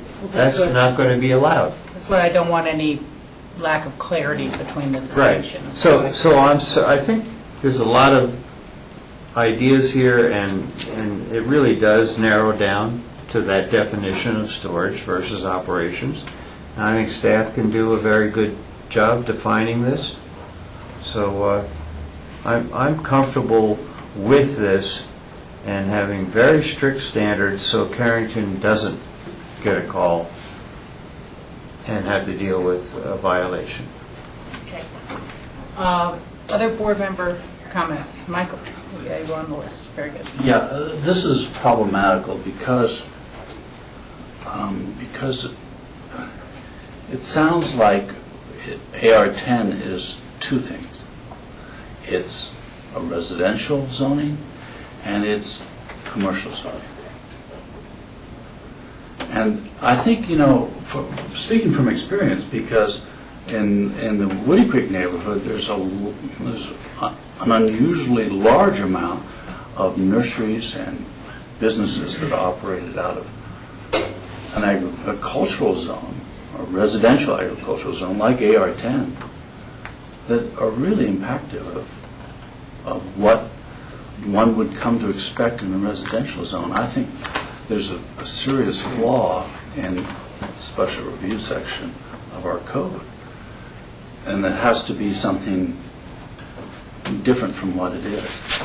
Because if you put yourself in the position of being a neighbor who has lived in AR10 and used it as a residence, and then all of a sudden a residence, this is clearly a residence and has been used as a residence, becomes an adjunct to a commercial enterprise, it's changed your life entirely, because your expectations were that you were going to live in a residential zone.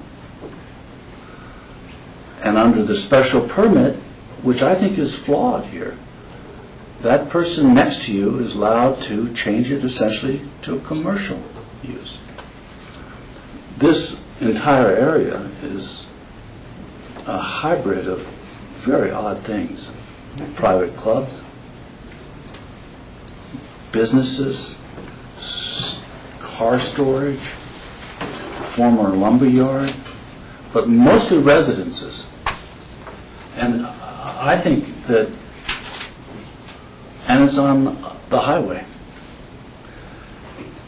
which really makes it problematical for uses other than residential. In other words, very limited entry and exit to your property.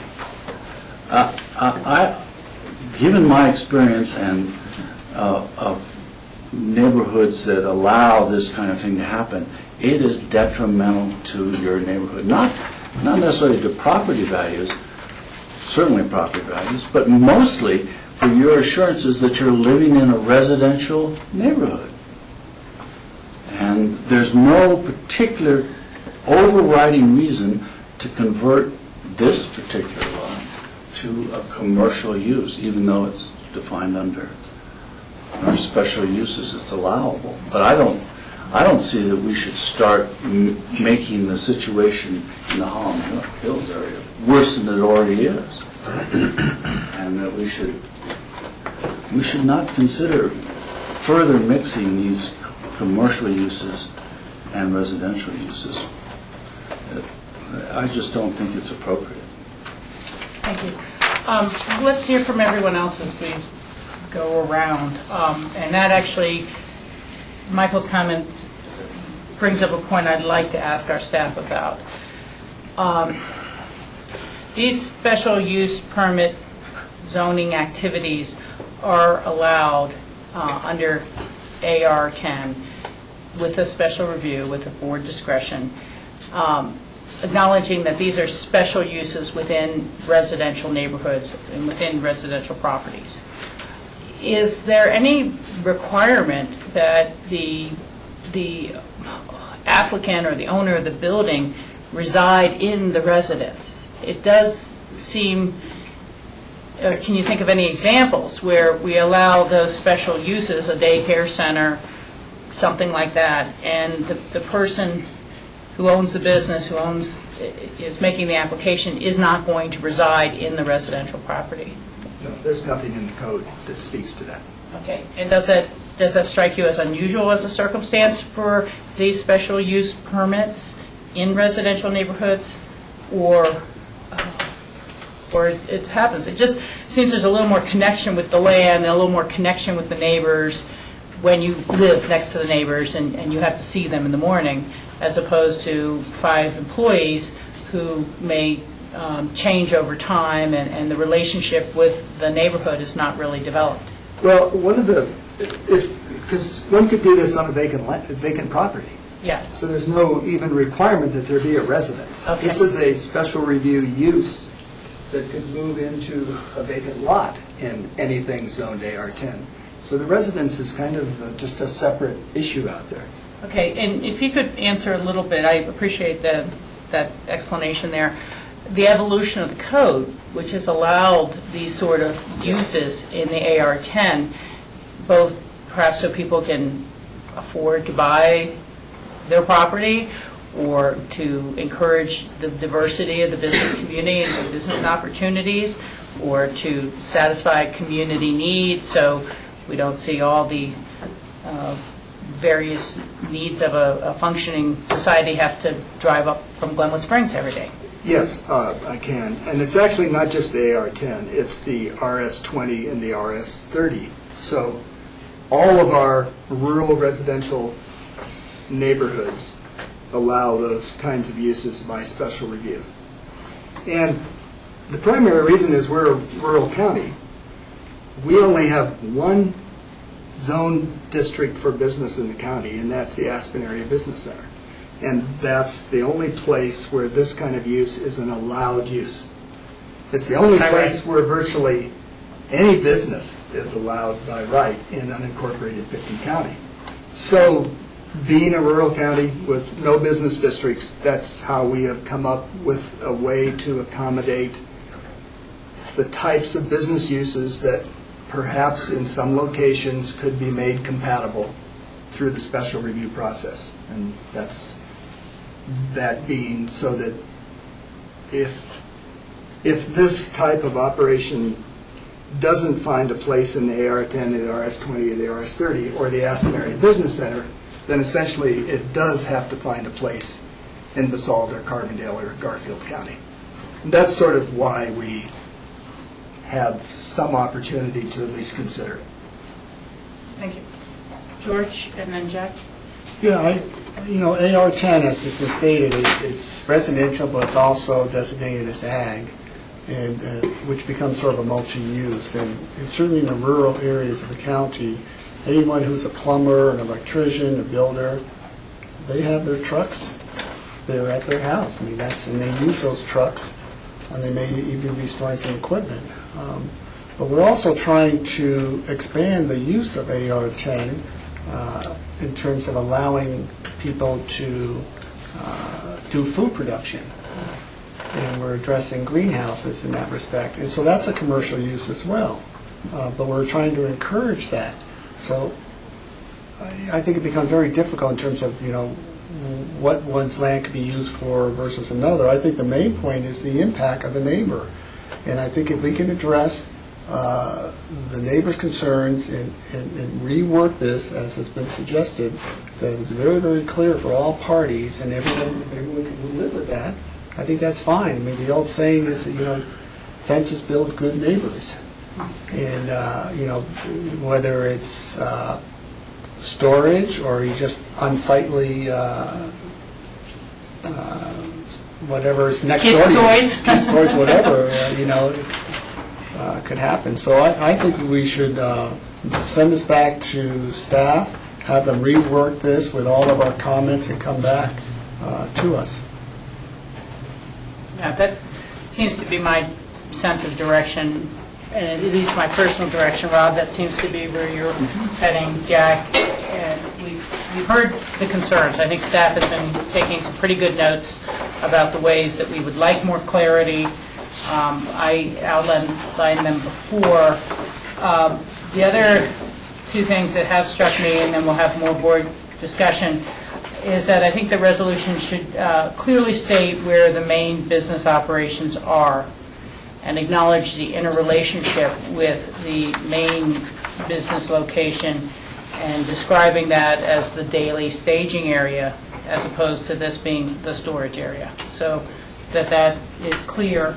And then we probably will need to acknowledge the seasonal changeover in some way so that when it's fall to summer, summer to winter, and the equipment gets swapped out, there will be maybe more than 5 trips on that given day or things like that. So I think we need to somehow acknowledge the swap over from season to season.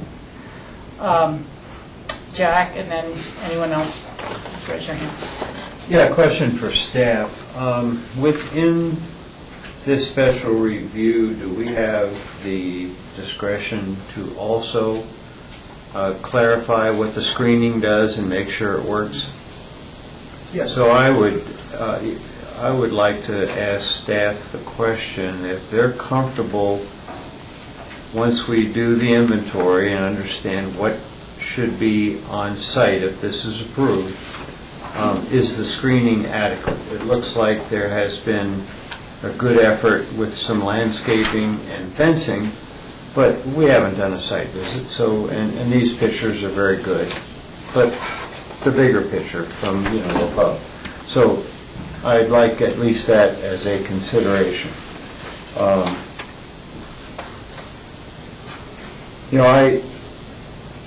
Before I got to this board 11 years ago, it was my impression that Pickering County did a lot of micromanaging of people's lives. And since I've been on this board, and not because of me, but as part of the team, I think, and a rewrite of the code, etc., I think we've done a heck of a lot better. I am willing to give the applicant, given that the resolution comes back and it's digestible and agreeable, I'm willing to give the applicant a shot here. Let's let them do this, and their track record will determine whether it's a continued use. So, whenever the chair is willing, I and others certainly need to have the opportunity to speak. I'm ready to make a motion. Okay, and not right now. Right, and I'm anticipating your motion would be to continue, and we'll see a resolution that comes forward that details the concerns and the issues that we have discussed. Okay, is there anyone else who'd like to make a comment or question? Mike? Yeah, I mean, I can understand the rural nature of Pickering County, but part of that rural nature is that when you have a residence, you want to live in a rural environment. And now, if you were to approve this, you'd have a residence on the east side, you'd have a residence on the west side. They were primarily used as residences. And then you have in the middle, in the sandwich, a commercial yard. Even if the use is changed only once or twice a year. And so I think, you're letting down the neighbors on either side of this. And I know the difficulty of business in Pickering County, but you're letting down the neighbors on either side of this application. You're expecting them to deal with a commercial yard in their midst. And even though we have the rights for a special review, I think you really have to consider the neighbors more. And certainly Mr. Booth has shown that he's told us how close he is to this area. And moving some storage 10 or 20 feet away from the property line might in your mind be an improvement, but I'm not sure it is in Mr. Booth's mind. I just don't think we should do this. If it were a much larger acreage, if it were actually a 10-acre conforming lot, or if it were a 30-acre lot, where there were areas really to conceal this storage area, then I think it might be appropriate. And I think that's why we have the special review. But on this small acreage, cheek and jowl with residences, I just don't think it's appropriate. Jack? Yeah, one thing I'd like to read from Mr. Booth's letter, and it was very well written. It sets the stage as to what happens around and talks about the property and a very real concern, which is why we're still doing this review after must be an hour and some whatever. But I quote, second page, third paragraph, the bottom. The majority of Mr. Nakagawa's activities essentially consist of parking commercial vehicles for extended periods of time, whether or not they are actually used during the day. So that lends me to believe that this could work out under the right conditions, because it's already happening, though, it's never been defined, and it definitely was red tagged properly. there's a chance to move forward here, so thank you. Thank you, Jack. I'll just say, I take the concerns of the neighbors very seriously. I think we've really tried to add as much clarity as possible to make sure these are not 3 a.m. startups of equipment. These are not bringing equipment in late in the evening. These are not day-to-day staging operations of the equipment, that there is going to be a limited total number of vehicles and equipment. And I think most importantly is the one-year review. We're being clear that this is not a permit that would give anyone any sort of reliance that it can last for 5 years or 10 years or 15. There will be a one-year review, and as needed, continuing ongoing reviews. A special use permit can be pulled and withdrawn for lack of compliance, lack of following the guidelines and rules that were set forth in the resolution. So it's very unlike a rezoning or rezoning in that sense. I just find that it is, to my mind, the special review certainly allows that room for denial, but it also certainly allows room for conditions and trying to find compatible uses. Right now, we have residential neighbors who do not have businesses. I would be the first to apologize that there was a action of a board of commissioners prior to myself sitting on it that related to parking of your plumbing vehicles there. I don't know the circumstances around that. I don't know if there was a request for you to get a special review permit, but it seems to me that that would have been an appropriate activity on your property, Mr. Booth. So I don't understand how or what those circumstances were 10 years ago. But I look at this one picture we have in our packet directly across the way from the Roaring Fork Club's, I think that's the Roaring Fork Club's kind of golf cart storage zone and banquet facility stuff. I've stopped in there at a yard sale at least once. And so, I see it as a mixed residential and mixed use areas for whatever reasons. That's part of how it has evolved. And, just across the road and in everyone's view, activities that may be a little less regulated than what we're talking about trying to do here. So, again, I look forward to a second hearing of this. I support continuing this.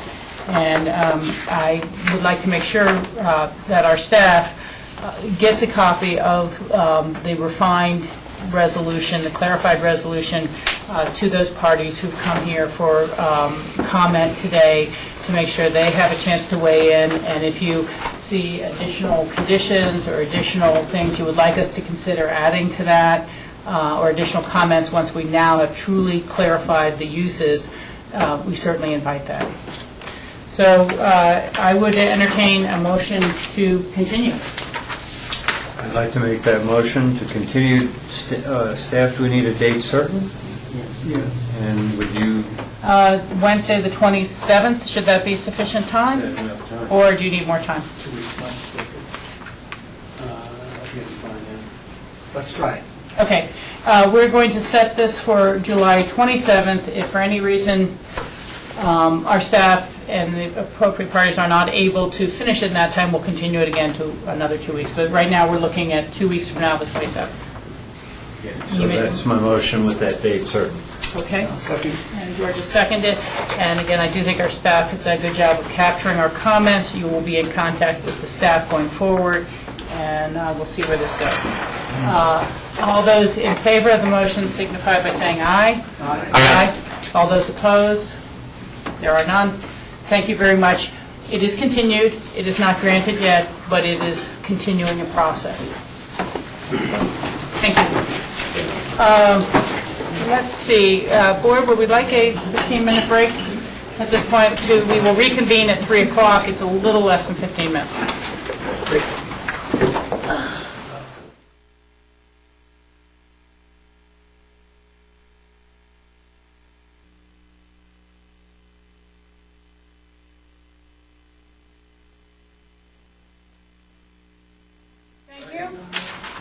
We are reconvening the Wednesday, July 13th meeting of the Board of County Commissioners. It is about 3:05, and we are now going to go to the Barta parcel subdivision PUD conceptual submission. There has been a request to continue this on the part of the applicant. It is a public hearing, so I need to open that public hearing before requesting a motion to continue. Is anyone here to speak to that matter? There being none, I would close the public hearing and request a motion to continue item 3 and 4 of the land use public hearings. The date will be October 26th. Until October 26th. I'd like to make that motion to October 26th to continue. Second. And there's been a motion and a second. Michael did? If there's no further discussion, all in favor? Aye. Aye. Thank you. Now, we have 2 actions on our remaining agenda. The first is granting of the 2010 Tourist Accommodations Growth Management Quota System allotments. Suzanne, if you would like to introduce that item for us. Right, this is a granting of the allotment for the Ashcroft ski touring area for cross-country ski huts.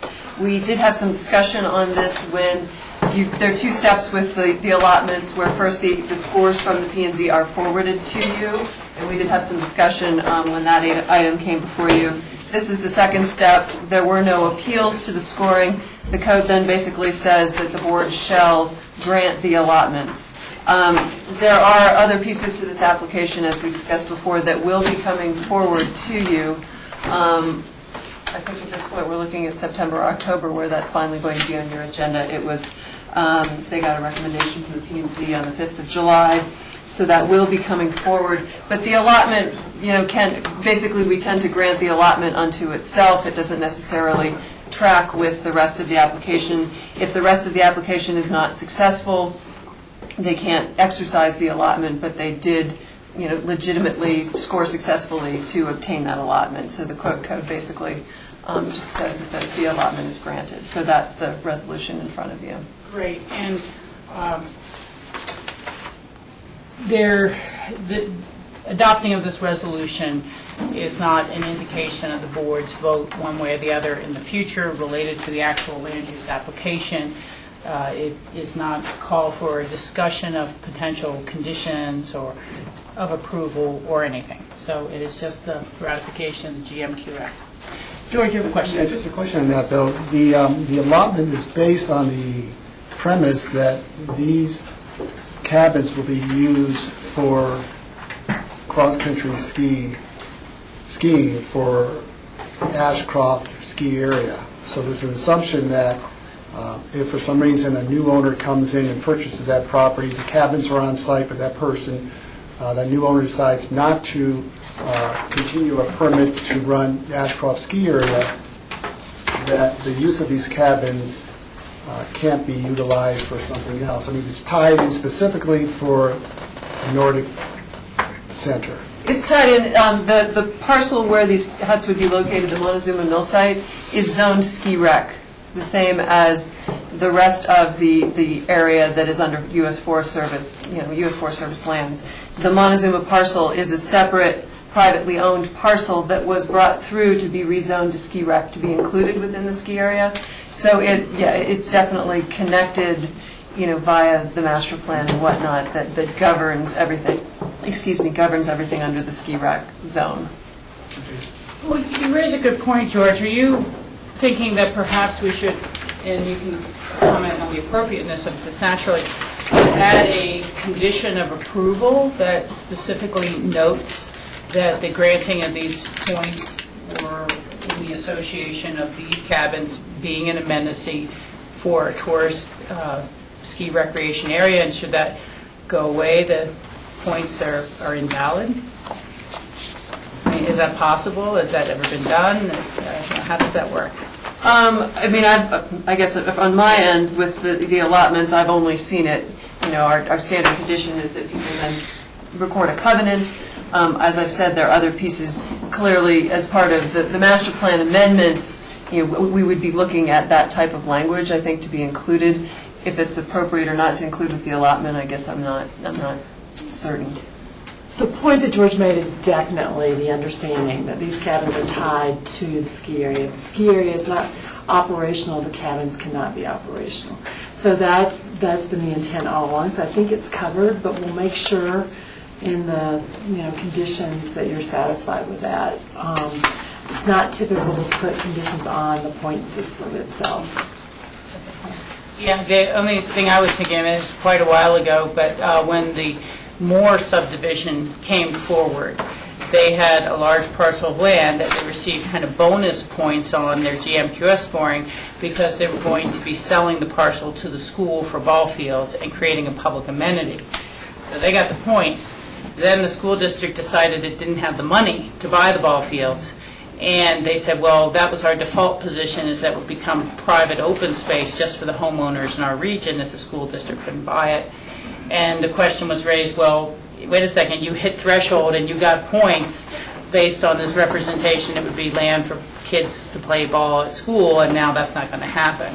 And so I just want to make sure we're very clear. But if it was a material representation of the applicant repeatedly during the GMQS scoring, if that falls away, it would seem to invalidate it of its own accord. Jack? Yeah, I think this is a really good questions. Is there a timeline on this? I mean, could these How long is the allotment good for? points, credits, it's really tourist accommodations. Could Mr. Wilcox or the property owner, if there is a future one, just keep these forever and not develop them? I mean, is there like an entitlement here? That's my understanding, is that the allotment doesn't go away. I mean, there is a vested right associated with it. If the zoning changed such that he could no longer, take advantage of, the zoning currently allows this type of use. If it in the future didn't, he was out of his vesting, then it would be a new day. But short of that, it's my understanding that, a lot of times we have, residential, same thing, an allotment is granted. They may or may not do it within the 3 years, but, they can come in further down the line and still be able to utilize that allotment. And the second question, Rachel? Please. How do we ever arrive at 35 tourist accommodations annually? At the last time we discussed this, you all asked for a work session to talk more about that. We haven't had a chance to get that on your work session agenda yet, but we'll come back. I think that you'd asked the question about the tourist accommodations and I think the commercial allotments, and I've got that on my list of things to come back to you with sort of more background and history. I don't have it all for you now, but you definitely asked for that, and we'll get that back in front of you. Well, certainly we're sensitive to staff's workload, but sooner than later, because this question has been kind of dangling out there, so appreciate that. Certainly before the next competition, there should be formal discussion and a chance to set what those thresholds should be. Okay, we've discussed this. Is there a motion? I'll make a motion to approve the resolution of the BOCC granting 2011 tourist accommodations. 2010. It says 2011 on the title now. Am I incorrect? Oh, it should be 2010. Sorry, the memo. It was a 2010 competition. Okay, corrected. 2010 tourist accommodation GMQS allotments. And again, per your statement, this is a matter of procedure. We're not supporting the application. It's premature to have it. Is there a second? I'll second. George has seconded. Any further board discussion? There being none, I'll call the question. All those in favor signify by saying aye. Aye. There we go. Thank you very much for that, Suzanne. So you're up again with the Agricultural Building Code Amendments continued first reading.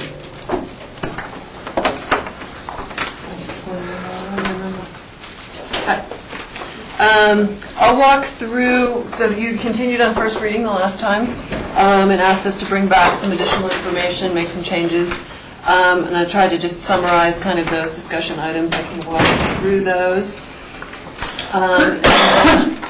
Joanna's here. Joanna's our handy-dandy chart maker for you, so I'll let her, we'll put those up and you can, she can kind of walk you through those. But first, just the discussion items. Hopefully you got my email I sent on Monday when Jan found my mistakes in the memo, which were well found. She said I didn't need to point out that she was the one who found them, but she did. So, and she was right. So can't complain there. But so you had agreed at the last meeting that to go with the steps that had been proposed by the caucus as opposed to the continued sliding scale that staff had recommended. So unfortunately, the memo and the ordinance are wrong on the steps. So I will walk through the correct numbers for you. I think what you agreed to, and that can be confirmed, was if you're less than 5 acres, your barns count as floor area. 5 to less than 20 acres, you get an exemption of 1,160 square feet. 20 to less than 30 acres, an exemption of 1,740 square feet. 30 to less than 70 acres, 4,060 square feet. And then at 70 acres to less than 160, it goes back to the sliding scale that has existed till now, 58 square feet per acre. Above 160 acres, unlimited. So those are the correct numbers that should be reflected in the memo and the ordinance. And those are the steps that had been proposed by the caucus.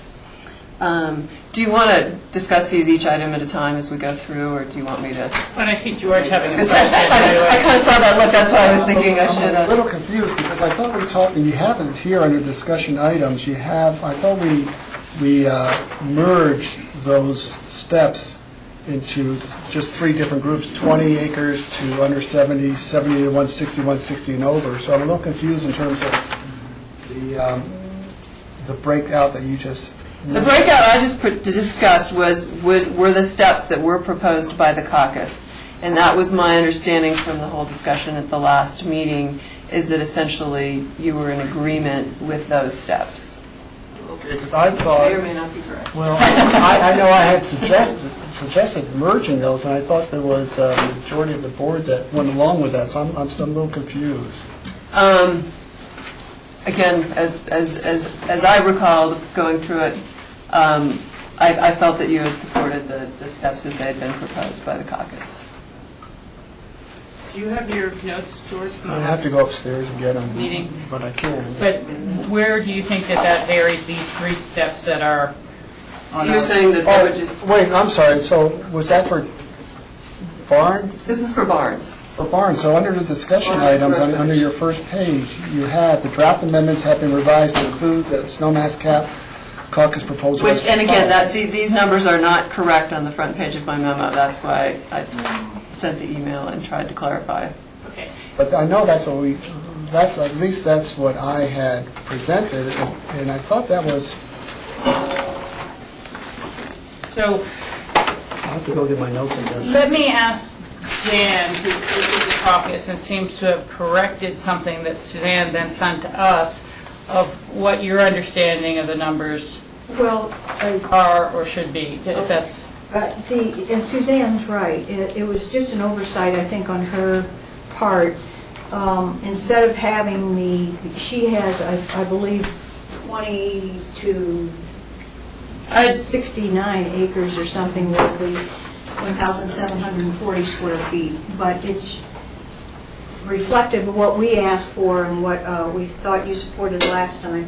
It should be 20 to 29 acres, 1,740 square feet.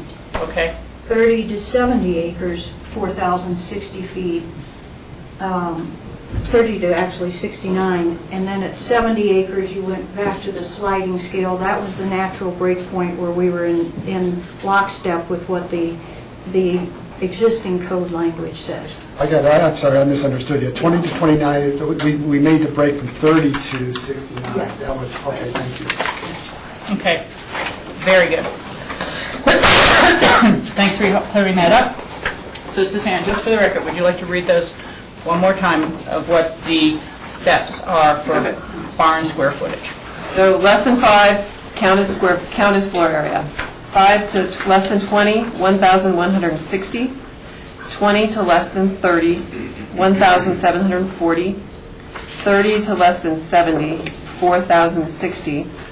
70 to 160, less than 160, 58 square feet per acre, and over 160 unlimited. Okay. So we're all on the same page with that portion. Thank you. Please continue. Okay. The next issue was the number of loafing sheds you could have on parcels of less than 20 acres. It was my understanding that you were comfortable with the proposal to allow an unlimited number of 300 square foot loafing sheds on parcels greater than 20 acres. The discussion related to less than 20 acres and how many you should have. And you seem to agree that on less than 20 acres, it would be determined based on a demonstration of need by the owner, rather than us saying you only get one, or you only get one per pasture, or whatever. That somebody would come in and say, this is what I have going on, however many animals, and how much area I have, and therefore I need X number of loafing sheds. We would probably then rely on our committee to tell us if that was reasonable or not, because I don't think we have the expertise to be doing that. And that would be basically at building permit for those types of structures that the committee could weigh in, and we would evaluate that demonstration of need. So that seemed to be the direction given at the last meeting. Okay, keep rolling. Bathroom in the barn. This was an issue raised by Kathy Markle at the last meeting, and the issue of if you needed a handicapped accessible toilet and lavatory, that 20 square feet wasn't adequate. Brian Paul was able to put together some numbers for us and determine that it would be approximately 43 square feet to meet the requirements. We had this great, I think I have it right here in my notes. The typical accessible toilet room that allows for the clearances for someone in a wheelchair to be able to access that bathroom. So that's approximately 43 square feet. So I added that as an alternative to allow for that within the barn, as long as it was clearly designed to be an accessible toilet room, that it wasn't designed to be a luxury bathroom without meeting these requirements to be accessible. So basically, it's the alternative of you can have the 20 square feet, or if you have designed an accessible toilet room, you have the larger size. The wide doors, handbars, lower sink, perhaps a raised toilet itself. Yeah, I mean, if you want me to send this around for you to look at, but yes, basically, yeah. So it's not enough just to have a hand railing and then call it. There's the clearances, basically, that you have to meet, so. Counter heights and things like that. Okay. Any questions on that item? Short question. Right now, the accessible toilet room would be required for commercial barn building? Only for commercial, correct. So we're just wanting to allow that to happen if someone decides they want to have an ADA bathroom in. If someone with a residential barn wanted that rather than the 20 square feet, I mean, again, this is part of your exemption. Our point was we were trying to limit the size because it's a barn, and we wanted to acknowledge that, we felt, the need should be limited for what you need in a barn for a toilet room.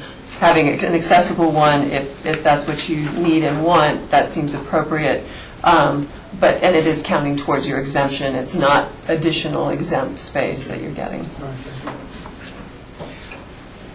Okay. The next one, End of that paragraph, safety shower. Yep. What is a safety shower?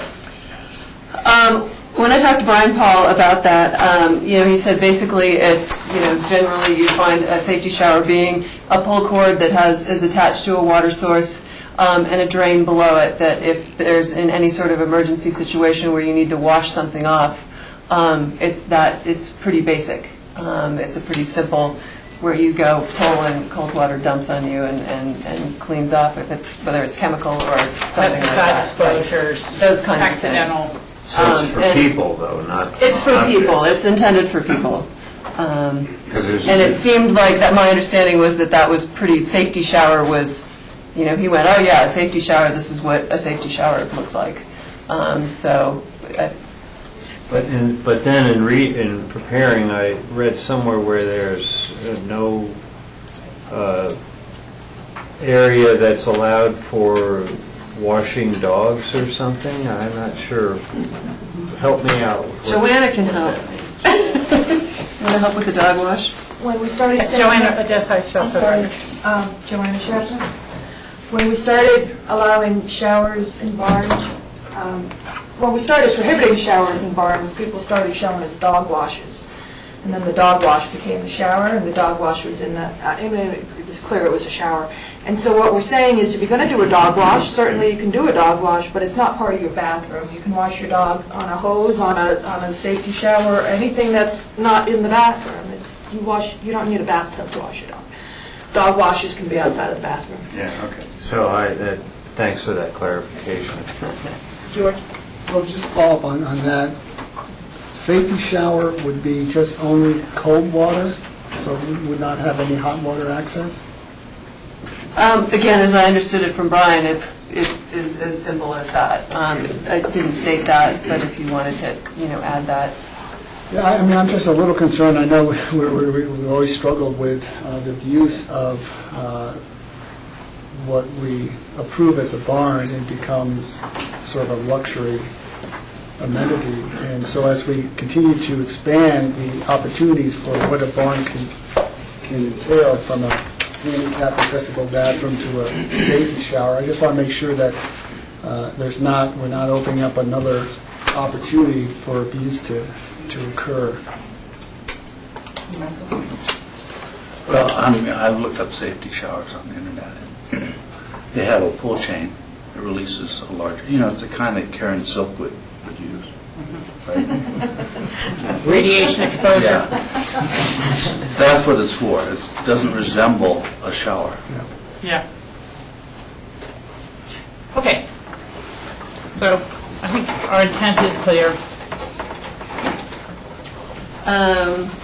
Next issue was barns built after May 12, 2004. The code currently exempts any barn that was built prior to May 12, 2004, which was when we adopted the new barn regulations and the 58 square foot limitation. We basically said any barns built before that are exempt, that we're not counting them towards this new exemption we're creating at the time. So they were kind of free and clear.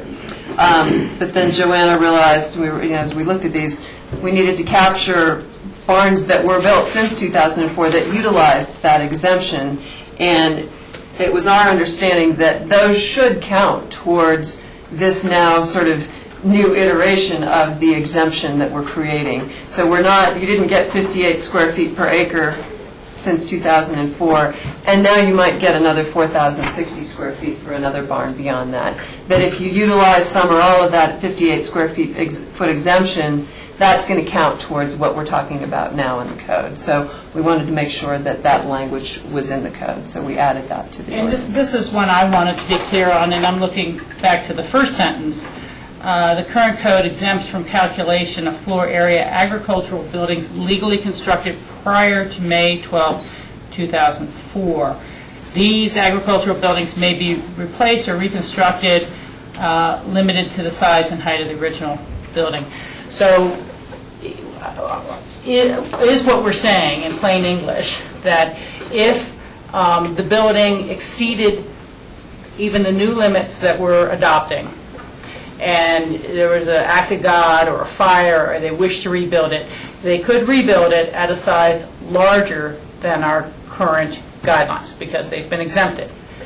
Okay, I'm okay with that. But it does not mean that they can say, well, these buildings were exempted, so I get my new 4,800 square feet or something over here. It does. That's what it... Okay. Yes. It does say that you can get both. I see two different hands. If it existed prior to 2004. If it existed, but what I'm saying is that original structure hasn't been damaged, they're not rebuilding it. Are you saying if you replaced? Yeah, if they just leave that, they're not allowed to then apply for this new exemption. Joanna's saying yes, so you could double the size. In fact, on the chart that we provided, one of the categories is all your existing ag square footage. That's in addition to all the exemptions that were provided. Okay, I'm getting really confused by this because, again, I can understand someone being grandfathered in if they are above the new size limits. But to say that you have 5,000 square feet from before and now you want to add 10,000 square feet, you can because, it seems that the existing square footage should at least count towards the reg. And maybe I'm really missing this. I don't know if John is weighing in or anyone, but because if the date is May 12, 2004, that's a lot of ag building out there that you then could add up to another 4,060 square feet. Why is it being written to allow a new cumulative total for? So I won't necessarily disagree that it seems interesting. This is how it has read in the code since 2004. And I don't necessarily remember what discussion was had at the time, but obviously I'm assuming there was some discussion that we said, okay, we're going to accept what has been built, and now you get a new exemption in addition to that. That's how it has been in the code. So we left that the same. Prior to that, I hope I don't get my dates confused, but prior to 2004, 2006 new code, anything 20 acres or above was exempt for agricultural square footage. So it was unlimited at that point. So people could have had a substantial amount of square footage of agricultural buildings on their property.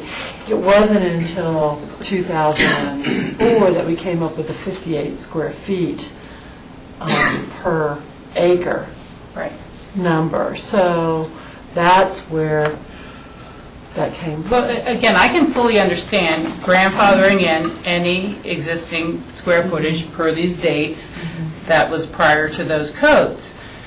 And it's grandfathered in, you could rebuild it, whatever.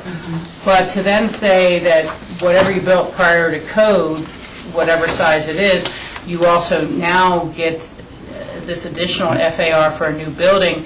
So, it seems that should count towards what the current code allotment is. So if you've got 10,000 and it currently only allows you 4,600, you've got your 10,000. But not that you get your 10,000 plus a new 4,600 as a new allotment, as if we're pretending there's nothing else already on the site. Yeah, I agree with that. I agree too. You could read it that way. You could. Yeah, so in effect, you don't double dip. That's what we're talking about here. Yeah. And I also agree with it. I don't necessarily think we would argue against that. I think we were just going, this is how it's been, we're not messing with it. Okay. So that's what I think the discussion is going to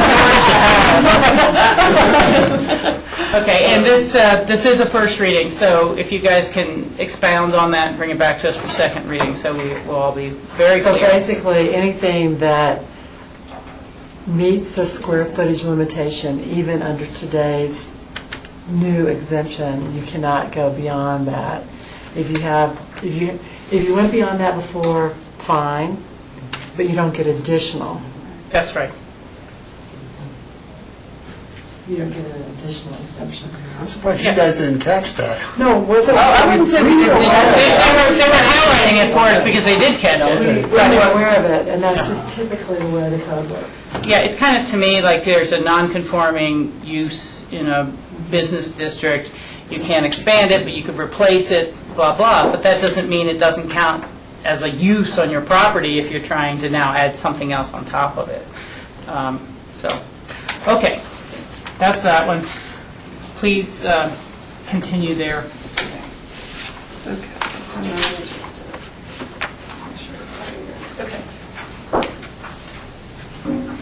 So then I guess based on that discussion, then what we proposed for the post-2004 is okay, because what we're saying is those count against the exemption. Yeah, those are consistent. The next item was just really cleanup. We'd called it a sunset provision, and everybody pointed out that it was really just a review, which is what we'd intended, so clean that up. Well, finish your statement on that, and then I'd like to ask a question. Yeah, that was really it. I think you agreed last time that it would be after 4 years, and that it would just, the purpose would be to review how the exemptions have been used and whether they should be retained, modified, or appealed. Yeah, and my question is, how did we land on 4 years? I'm, generally speaking, most of this I'm on board, but I am concerned about the square footage for smaller parcels. On the other hand, I wanted them to have more square footage than, including it FAR or something. But why 4 years? Why don't we look at this in 2 years and see how it's gone, so we could... I think part of it was, at least our discussion, as I remember it before, was that we're passing it so late this summer that it's very unlikely anyone would build anything this summer. And the same with next summer. You may very well just see your very first set of crops and of barns, and that it wouldn't be enough to really review, per se. And we haven't quite been working on this 4 years, but it seemed to match close.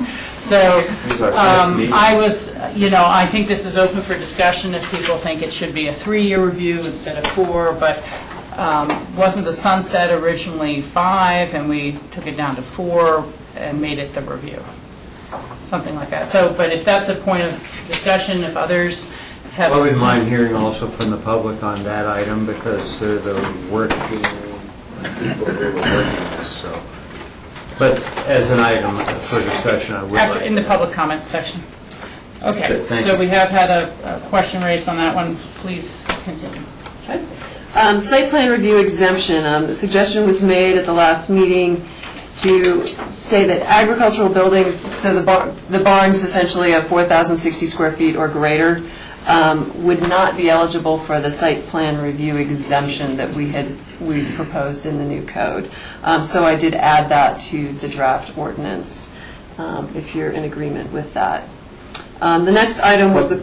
Question, may I? So this means, as a matter of practicality, that any property that's 29 acres or less are exempt from site plan review and can build up to 1,740 feet without... If they meet the specific criteria we've set out to be exempt from site plan review. Do you want me to... I can... and essentially those were, no construction in constrained area, cited consistent with the rural character guidelines, not visible or has limited visual impact, exterior and roof comply with our standards in the code. Those were the criteria to then determine if you're exempt. And how about setbacks? That's right on the setback line? Well, that's the next discussion. Okay, well, we'll wait So for that- that then. Thank you. Oh, here it is, right. That issue had been raised at the last meeting about if we're providing these exemptions, if it was appropriate to require an additional property line setback, given potential adverse impacts on the neighbors. Staff, we debated this amongst ourselves and really didn't have agreement that, sort of the concern that a setback's a setback, a structure is a structure. Obviously, the assumption is that the uses associated with an agricultural building may be more offensive to the neighbors than some other type of outbuilding that may be built there. But we left it as is without any additional setback, feeling that standard setbacks would apply and that would be adequate. The one thought we had, if you wanted to go beyond that and have some requirement, was requiring ag buildings to be set back from a property line a minimum of 3 times, again, throwing out some number, the required setback unless an owner provides written confirmation from whoever is the adjacent property owner that they're okay with them using the standard setback. So if you'd either have to be 300, if your setback is 100 feet, you'd have to be 300 feet away from that unless the property owner next to you wrote and said, I'm fine with them being at 100 feet. It's not going to have an impact on me. So again, that was, just trying to think of ways to address that issue But at this point, we haven't included anything in the ordinance that provides for an additional setback. Okay. Michael, is that your Well, and I brought up I think I brought up hog farming? Hog farming, and that could be difficult for a neighbor to tolerate. And so it seems to me that it's more about if the structure is going to be for hay storage or tractor storage. But if it's an intensive agricultural use, which could be chickens, hogs, even dairy cattle, that there should be an additional review for setback for its potential to neighbors. I mean, it's about use. We did have that discussion amongst the staff, and today, from my perspective, it was, well, maybe this is we're trying to limit the review. We're trying to say we don't need a site plan. We're not going to get into the, we're trying to make this as easy as possible, fewer barriers for, agricultural structures. And if you wanted to have that hog farm today, you could have it. That, and the hogs probably aren't going to be in the barn the whole time, so they could be right up to the property line without a structure. So we went back and forth on this many times and thought, well, we could just say this is exempt square footage. The Board of County Commissioners feels like since it's exempt square footage, there's going to be an additional setback. Just go ahead, put the, make it 3 times as much greater setback. Just do it. An automatic. An automatic. Just go ahead and do it. Or we could say it's just what it is today. You have a bigger structure, but the hogs can be next to the property line. County. You could have some fresh bacon one day. In essence, you're really, I think we're talking about agriculture, right? And that's been the worry here, that we build structures that are dedicated to agriculture and not to personal luxury and whatever. So I think you have to consider intensive agricultural use. It may seem absurd, but perhaps that gives rise to my concerns that the whole question is absurd. But so if we're going to go down this route, we have to really discuss it. Yeah. Well, what I would think is that maybe we could come back within our packet materials for next hearing, and have the actual setbacks for these zone districts in a matrix. Because I can't spiel them off the top of my head. You probably could, Cindy. But what are the current setbacks for a 10-acre, a 5-acre, a 30-acre? They're the same. Are they the 100 feet? Are they? It's a sliding scale based on the lot size. Joanna's the one who could probably spit them off the top of her head. Well, because what I'm kind of thinking, and this may be totally erroneous, but what if it was that if you are 1.5 times the standard setback from your property lines for the exempt square footage, there's no site plan review? And so everyone's pulling them back a little bit. And if for any reason the steep terrain or it has to be closer to the property line and you can demonstrate, well, their house is already built on the far end of their property and the neighbors agreed, it would be a site plan review. But, make some sort of categorical exclusion that there is no site plan review if you are complying at a certain level. And then but the real problem, I thought, was the potential within these 5-acre smaller areas and blocking people's views, putting your kind of more nuisance-oriented use right up to someone else's property line, even if they, you had other site options. And so that's just a thought of, is there a way to create something that there is no additional site plan review, and it's not as extreme as 3 times the setback, but that if someone, for some reason, it was just absolutely best for exposure and it wasn't a problem and it had to do with their terrain, they could, go with the standard setback. But that's just throwing numbers out there conceptually. Let me hear from George on, then Joanne. When we talk about site review, does that include staff, or does that include just the ag committee? Site plan review is an administrative approval process, but it would include committee review, recommendation, and then staff, essentially it's a community development director sign-off. So the ag committee could look at this. My only concern is, unless the owner provides a written confirmation from the adjacent property owner. There are cases in the county where neighbors are not exactly neighborly, and they may do whatever they can to obstruct any good intentions. So I'm a little concerned about that aspect. But if there was a more of a objective review, like the ag committee, then that makes a little more sense. Well, I think if Rachel's point of, to be exempt, you have to have more than the required setback. If that's the only thing, if you can't operate, then you go through site plan review, which then takes it through our process, notifies all of the neighbors, committee review, et cetera. So then it's just a question of how far that is, whether it's 1.5 times or 3 times. Whatever it is. Well, that's right. I thought maybe we could look at a matrix at the next reading and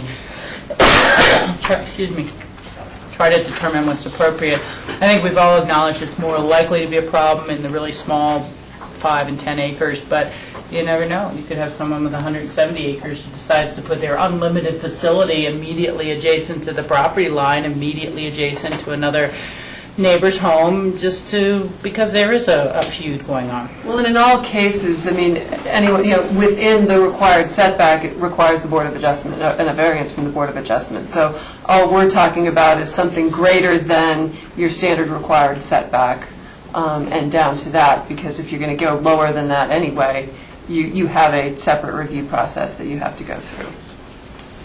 Yeah, I'm just throwing that out there as an idea to try to not just walk away from it entirely, which seems to be a little bit more of the recommendation. Jack? Yeah, this has been a concern of mine from the beginning of evolving this. Our goal is to continue the rural character in our county. And then here we are going through a process exempting potentially very large buildings, which is almost like, how do you conserve rural character and build buildings? I'm not sure how all this works.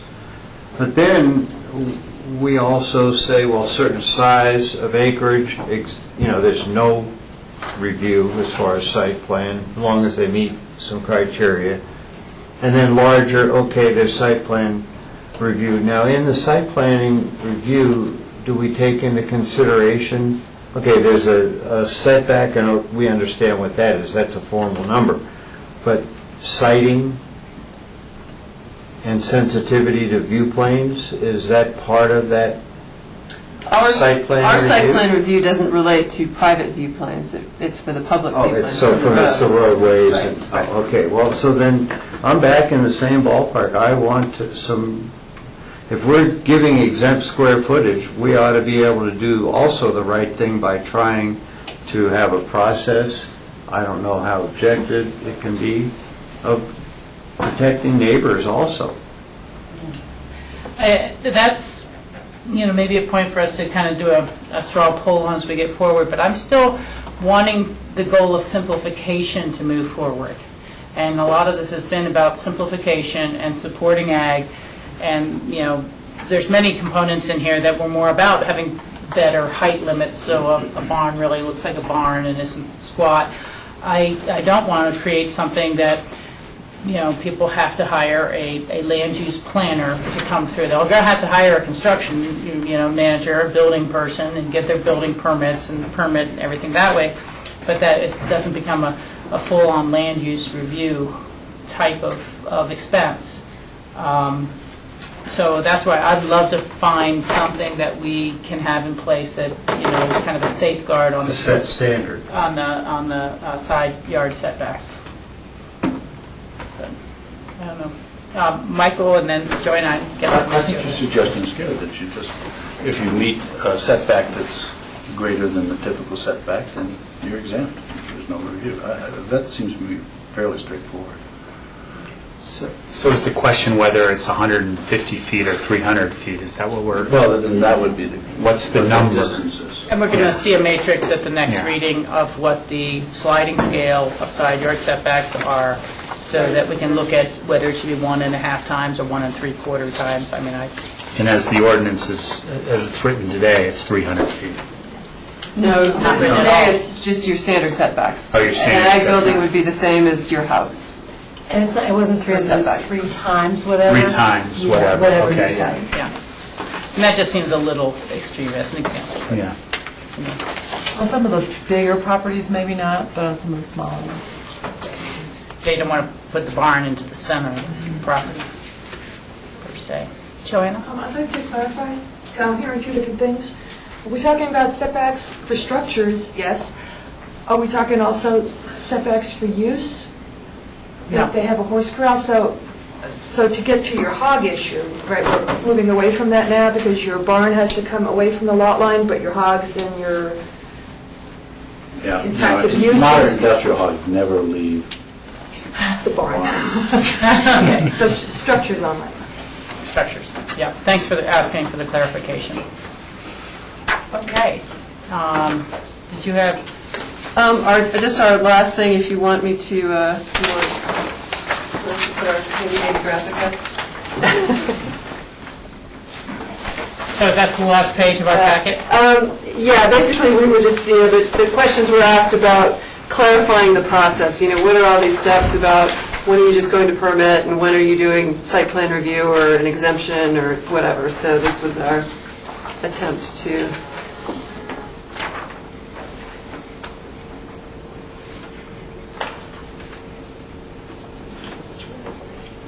It takes a minute.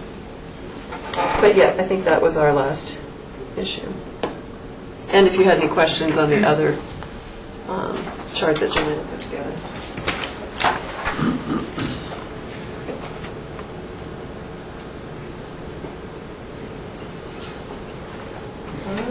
In the lower general. Oh, no, I think it's... Just takes a second. There we go. You can put on the screen, Rachel, Oh, right, if we pull the screen down. Well, they have the remote control on that, don't they, or? No. You can pull that down. See the handle there? Yeah.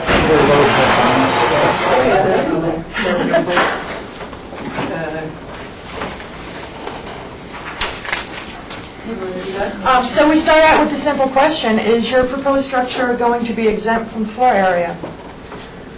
If so, are you exempt from site plan review? And then if yes, then you can go right to staff review, and that may or may not include the ag committee, and then right to permit. If you are not exempt from site plan review, then you have your site plan review, and again, that may be with or without the ag committee. If you're not exempt from floor area, then we ask the same question, are you exempt from site plan review? If you are, it's hard to do backwards. If you are exempt from site plan review, we do the admin flex for additional square footage, and again, that may or may not include the ag committee, and then you're down to permit. And if you're not exempt from site plan review, then you have the admin flex, the site plan, and possibly an ag committee review. Okay, so to be clear, if someone had 20 to 69 acres and their exempt footage would be 1,740 square feet, oh, excuse me, I'm sorry, that's for 20 to 29 acres. Their exempt would be 1,740. They would fall to the left. And if, for some reason, they were coming in saying, well, we just have to have a 2,000 square foot facility, and we're going to prove our case of why our agricultural needs have to have a 2,000 square foot, they would then fall to this side. So that's the distinguishing part of someone choosing to use their exempt and someone not to choose their exempt. And then when we get to the site plan review, it may have to do with, okay, they are 1.5 times within the setbacks, or they are within the height requirement. What would make a project not exempt from site plan review? The constrained areas. Constrained areas. If you're, if you had, stream setback. If Wildfire you zone. need to ask for some reduction in a stream setback or those kinds of things. So then you would end up in site plan review. Okay. Thank you. Did that help? Any other board questions or comments on the flow chart? Jack? So question,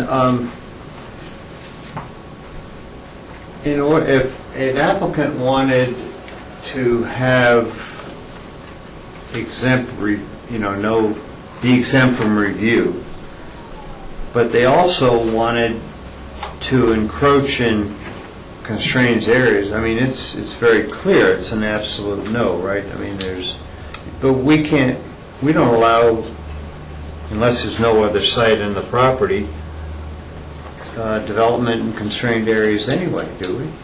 Well, right. I mean, the exemption, to be exempt, you would be demonstrating that you're not building in any constrained area. You're avoiding constrained areas.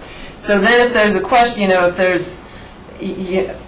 there's wildlife issues, stream setback, anything like that, then you're in site plan review addressing the criteria that anyone in site plan review addresses. So then immediately it's no. Right, so if you're in an area where development is prohibited, your proposed barn is going to be prohibited and you would deal with that. But I wanted to make sure that's absolutely clear so there's no negotiating. If staff makes a decision, you're in constrained area and then no exemption. I mean, what would happen if somebody came in and, wanted to argue their case, go through site plan review and say, I'm in a constrained area, but here's why you should let me do it. We potentially would deny it, and, then they may appeal to, whatever that, then the same process you would deal with any development application. Okay. Other board questions on this last item or other items that Suzanne has captured from our last meeting? Jack? Okay, so I wasn't aware of exactly how we do this, so let's go back to the steps for barn square footage. I didn't ask any questions at the first item. Why did the board move off the square foot per acre concept for more than 20 acres but less than 160? Now they, the corrected memo, of course, has several steps. Why did they move the steps as opposed to the other? The previous way we were looking at it. I'd let George respond. He had kind of... Well, my argument was that whether you have a 30-acre parcel or 40-acre parcel, the needs may be the same depending on what sort of ag you're doing. And so it didn't make sense to segregate them in such small categories, but rather to merge them. And in addition, we were not that far off in terms of what the Snowmass Cap Caucus recommendations were. And by merging them, we were pretty much right in line, and we were able to get a consensus that way. Can I Yeah. answer that to you for Jack? I think one of the things that I felt was that if you're going to build a 1,000 square foot barn or a 10,000 square foot barn, there is a set fixed amount of space for various things. So, for instance, grain storage. There's a minimum amount of space that you can get down in grain storage. The bathrooms is a good example. You're not going to have a bathroom less than 20 square feet.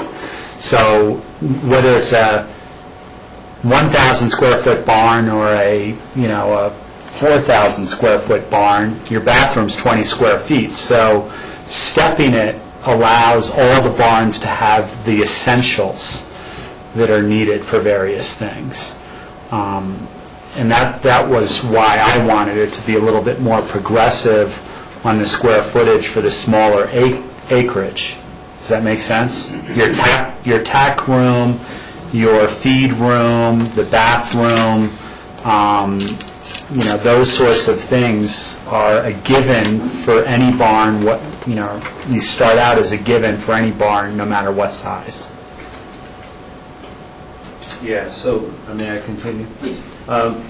Okay, I can understand some of the square footage, but let's go to 30 to 70 acres, 4,060 square feet. Can an applicant build a 4,000 square foot barn?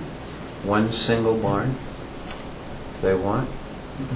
There's nothing proposed that limits that or requires you to break that up into some small. Now, I can remember years ago, and it might have been in Emma, there was a commercial horse operation, a giant barn, and there was It's still there. neighborhood concern, and so I'm not sure what we're doing. Is that what A lot of individuals didn't think that was a good idea. It was way, I didn't remember that. That was a gigantic. Yeah. And it has a dwelling in it. Yeah, okay. I compare square footage because I'm knowledgeable about Somass Village. 5,500 square feet is the largest home almost everywhere. And I know what those look like, so this is a big barn. Well, I just want to be clear on a couple things, which I think I'm clear on. But this would not be an exemption for, say, a indoor riding arena. No. So there's no indoor riding arena type of thing. That this is a barn This type is a of barn, facility. barn is a So, barn. Yeah. Although, Hopefully. And so Not also, this is not an exemption that would then, could be parlayed into a commercial boarding operation. That's a separate activity or item. That would be a special. Requires a separate review. Because it's commercial. We didn't talk about it. Yeah, it's the horse boarding. Basically, the only limitation on horse boarding operations is trip numbers. And I think I can't remember. I looked up for you, Rachel, and then I'm not remembering. Our regulations are very skimpy when it comes to horse boarding, and the only place I found a limitation was on no more than 10 trips, like vehicle trips per day related to a horse boarding Yeah, so you could do operation. horse boarding and then lessons and then people to show up for the lessons and When you're getting into lessons, that becomes a different use. then true boarding. Yeah, then you're into commercial activity. But we allow up to a certain amount of boarding, not as a full-blown commercial use. And if someone wanted to host a big fundraiser in their new barn, they would have to apply for a special event permit. It would just not be an automatic use of any sort. A couple more. Please. And I might be premature, you haven't gone over the charge tables, et cetera, but I'd like to ask a couple questions within the body. There is, I don't know if I wrote it down, 16 feet to the top of a ridge in height for ag equipment storage buildings. Are tractors ag, but I thought part of the purpose here was to have more height. Did the board fully discuss the height of an equipment building? What I saw on the site visit is 16 feet might not be enough. That was the height that was proposed by the caucus for those types of utility buildings. Again, so now people would get an exemption for a utility building and an exemption for the barn. The barn would take the greater height, and they could use that for what they needed, where they needed more height. The equipment storage building could accommodate other things that weren't going to necessarily need the 28 or 25 foot height. So they have flexibility, within those exemptions to accommodate what they need. Right. Okay, I can understand that because loading hay and tractors, that's why you want the greater height. Okay, also there on page 8 and page 11, you refer to the term natural resources. What does that mean? And, for example, page 8, under occupancy covenant and agreement, and I'll start from the beginning of the sentence. The occupancy covenant and agreement shall specify that the exempt floor area may only be used in association with the raising, producing, and keeping of plants or livestock, or cultivation and management of other natural resources. What is use natural resources. I kind of think we could do without that term unless somebody really is bought into it. And then on page 11, let's look at how it So we appears would then again. keep or cultivation and management of other farm products. The term farm products would remain after the term natural resources. For me, we just need to delete natural resources, and it makes sense. Okay. And let's go to the page 11, under agriculture. This is definitions, I was yes. Agriculture means the raising, producing, keeping of plants or livestock, or cultivation and management of other natural resources. If we just get rid of other natural resources, it's telling us, I think, what we're... Was that a catch-all for some reason? Yeah, I mean, I think it's, I think it's language I pulled from somewhere. I don't have a good answer for You why tend to think it of needs to natural be this, so, resources. Well, could it be the drying of lumber? If it was, That's not a natural resource, it's been milled. well, if it's logs for firewood. I know, I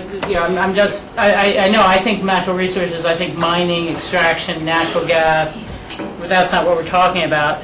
But wood, lumber that you've cut off of some of your own property and you're drying it. Why don't we try to get some clarification? We can see if there's any need for it or Any need for it or not. And that's it for the moment, thank you. Other board comments. I think the point in our process is that these changes and clarifications will be added, and then we will go to publication. And we've held off and continued the first reading because publication is so costly. And we want to make sure we were all on the same page and had corrected all errors before we got to publication. And right now, we've recommended that second reading and public hearing on August 10th, which, just so you know, means that the ordinance gets cleaned up by me and sent out tomorrow to Jeanette to go to the newspaper. So anyway, just time frame wise, to if we're comfortable enough with where we are to go to publication, that's the time frame associated with August 10th. Okay, Michael. What's the current output of agricultural products in Pitt County? The current what? Output of agricultural, in What tonnage measurement? or Calories? dollars? Do we know? I know. Because I'm concerned about the review process. I mean, I want to have some criteria to review this by. And I think the aspirations of the Snowmass Capital Caucus and maybe us is to increase agricultural use or production. Is that right? Well, I think that's part of it. we go back and forth on this conversation, and it's the other primary part of this was not just agricultural use, even though we're calling them agricultural buildings, but it was the agricultural character of the community. So we've now included in the definition, horses as part of the definition for, is it agriculture? So it's not necessarily a product per se. So then, Pleasure horses are part of that definition. Although you could say that the raising and boarding of horses is increased by a certain percentage within the community, given that that's part of the definition of agricultural use. So I'm just concerned that we don't have anything to measure the success of this, and we've worked very hard at it. Snowmass Capital Creek Caucus has worked hard at it. So how do we do this? I mean, where do we measure this? Will it just be in approved square footage? Will it be improved output? Will it be improved rural character? Where's the measurement for our review? I'm getting completely blank looks. Yeah. We can look at that. We can try to come up with some measurement tools. Because I want at the end of whatever period it is, whether it's 4 years, or whatever period it is, I want to say, well, here's where we've succeeded. We've succeeded in tripling the number of agricultural buildings. There's been no output whatsoever in agricultural products. There's been a doubling of horse raising. And quadrupling of hog farms. Yeah, and hog farms have caught on like wildfire. And Mike, I think when the review came out, what we were thinking is a review to see if there are any unintended negative consequences of implementing this type of policy versus a review against a positive goal of what we were trying to accomplish here, because I don't think we've established those goals as a board or as a staff, that this is to increase agricultural output, or rather what we've done is, I think, responded to concerns from the public and community that may utilize some of these exemptions, that in order to preserve the rural character, we need some changes to our land use code. And then the discussion's been about, well, where's that line between maintaining the rural look, feel, and character of the community versus making, I think, more liberal provisions in the code. And so I think that's why you got the blank looks, is you say, well, we didn't have those goals to measure against. And I mean, from my point of view, I'd like to have a positive goal too, because the Snowmass Capital Creek Caucus, one of the premise was that there was a bar to agricultural production. That was a premise. It wasn't production. It was agricultural uses and rural character uses. It never was about production. And we do get into that with greenhouses and production and that level, which I don't want to take away from your conversation, but we haven't talked about the chart that's attached. It's the last page of the packet that you had asked us to bring to you, because we are working on those as well, which has a little bit more to do with production on the greenhouse side. The production, I mean, that was just a term I was looking for. I'd be perfectly happy with other criteria that are positive. I mean, I think we have to have, if we do a code amendment, we're trying to actually achieve a positive purpose. Isn't that what we're trying to do? Yeah. And I think it's the rural character. Hey, Rob wants to weigh in on Michael, this. maybe I'll make a suggestion here. And this is one of the reasons why we went from 2 years to 4 years, because we wanted to see some construction in the barns happen and then some activity in the barns happening as well. I mean, I would start one by square footage. Obviously, that's an easy one. But then maybe anybody who builds a agricultural building over the next 4 years, when we're doing this review, maybe there is a questionnaire that goes out to them and says, what do you use your barn for? What sort of production do you do? What sort of animals do you have in it? And I think that goes into both. It goes into the agricultural production, as you said, and it's hard when it's a private, non-commercial operation to know how many cows someone butchered for their own use or whatever. But it also speaks to what Cindy's saying, which is, agricultural character or rural character as a value that we appreciate here in Pickens County. And, I mean, it'd be fun to read some of those letters. I love the fact that I'm able to have 2 hogs in one part of my barn and a horse in another part, and, and it's helped with growing corn or whatever. Yeah, I mean, I think we need to think about how we do that, whether it's a self-survey or what it is, because I'd like to know that this has had a good effect, whether it's production or character. Okay. George, and then we're going to have some final comments, and then we're going to ask the members of the public who've taken the time out from their day to listen in on us, and we'll see if we can wrap up. Yeah, for me, and I'm sitting in on the very earlier roundtables and with other caucuses, it really wasn't geared towards the idea of more production. At least my sense was, in my support of this, was it was more of a better use of the land, so the property owners could better utilize the land for their needs, whether it be cattle, chickens, horses, pigs, whatever. And that would help those property owners to continue to maintain those lands as rural agricultural areas versus thinking about subdividing them and losing some of that character. So it was an opportunity to provide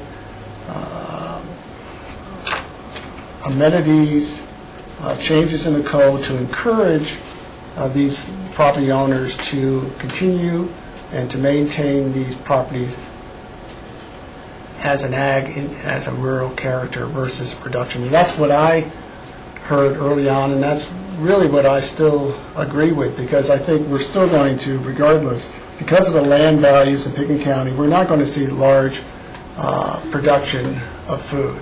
I mean, as much as we wish that may happen, it's when you have to pay millions of dollars for a ranch, and to think that you're going to get that investment back by running some cattle, I think that's really not realistic. But to maintain that investment for the property and for the county as open space, ranch, ag, I think that's where the value is for the county. And so this provides the opportunity and encourages these property owners. They have these incentives and the ability to build some larger barns so they can then take care of what they would like to do with that land. Okay, agreed. Jack? Yeah, I've had trouble with this, and it goes somewhat to what Michael was saying of, okay, well, we have the goal. I guess there's an esoteric goal and the rural character, ag character thing, and then there's the practical aspects, which we clearly have worked on with height and, more sheds as needed, et cetera, And we spent 5 meetings and hours upon hours, not to say all the time that the caucus has spent on this, which probably seems like a lifetime. But I haven't come to a conclusion that by exempting square footage, we simply are going to achieve these goals. The practical sides, yes, the height and the utility of building, yeah, all that speaks for itself. But by exempting square footage, we're going to enhance character? I'm not sure. I just haven't got there yet, and that's why, Rachel, thanks for letting me have a couple more comments, because maybe we can hear some more feedback from our hardworking caucus members. Okay, we've heard enough from the board. Again, thank you for being here. Just identify yourselves for the record for Lindy, and any comments you'd like to make on the proceedings. Jan? I'm Jan Martin. I'm the chairperson of the Code Committee for the Snowmass Capital Creek Caucus and a board member.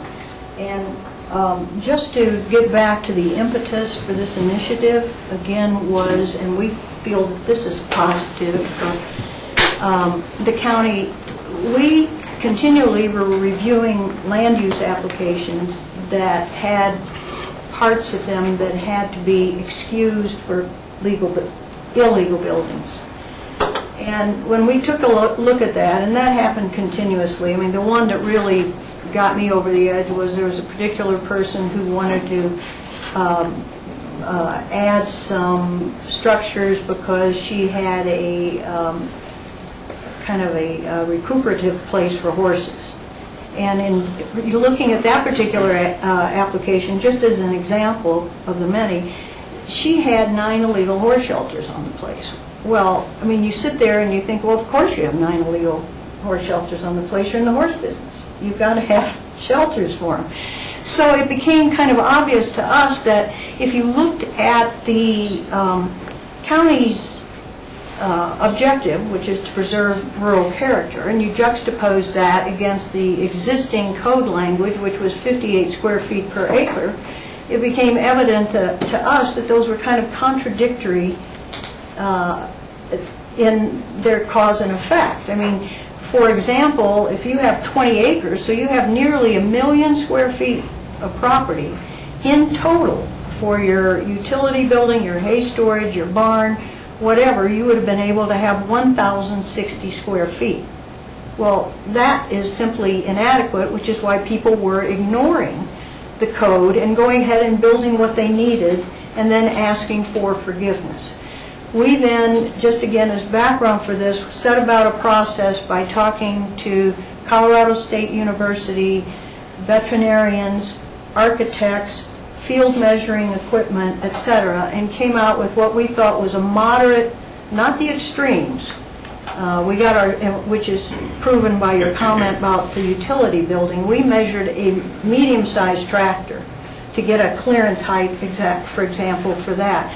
But we came out with what we thought were moderate type of square footages that would enable us that are out there to operate in a safe manner for the animals and in a manner that protected very expensive equipment and that took out some of the fire risk by separating the hay storage thing from what currently is going on in most of the barns.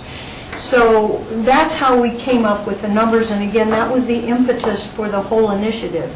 Get these illegal buildings.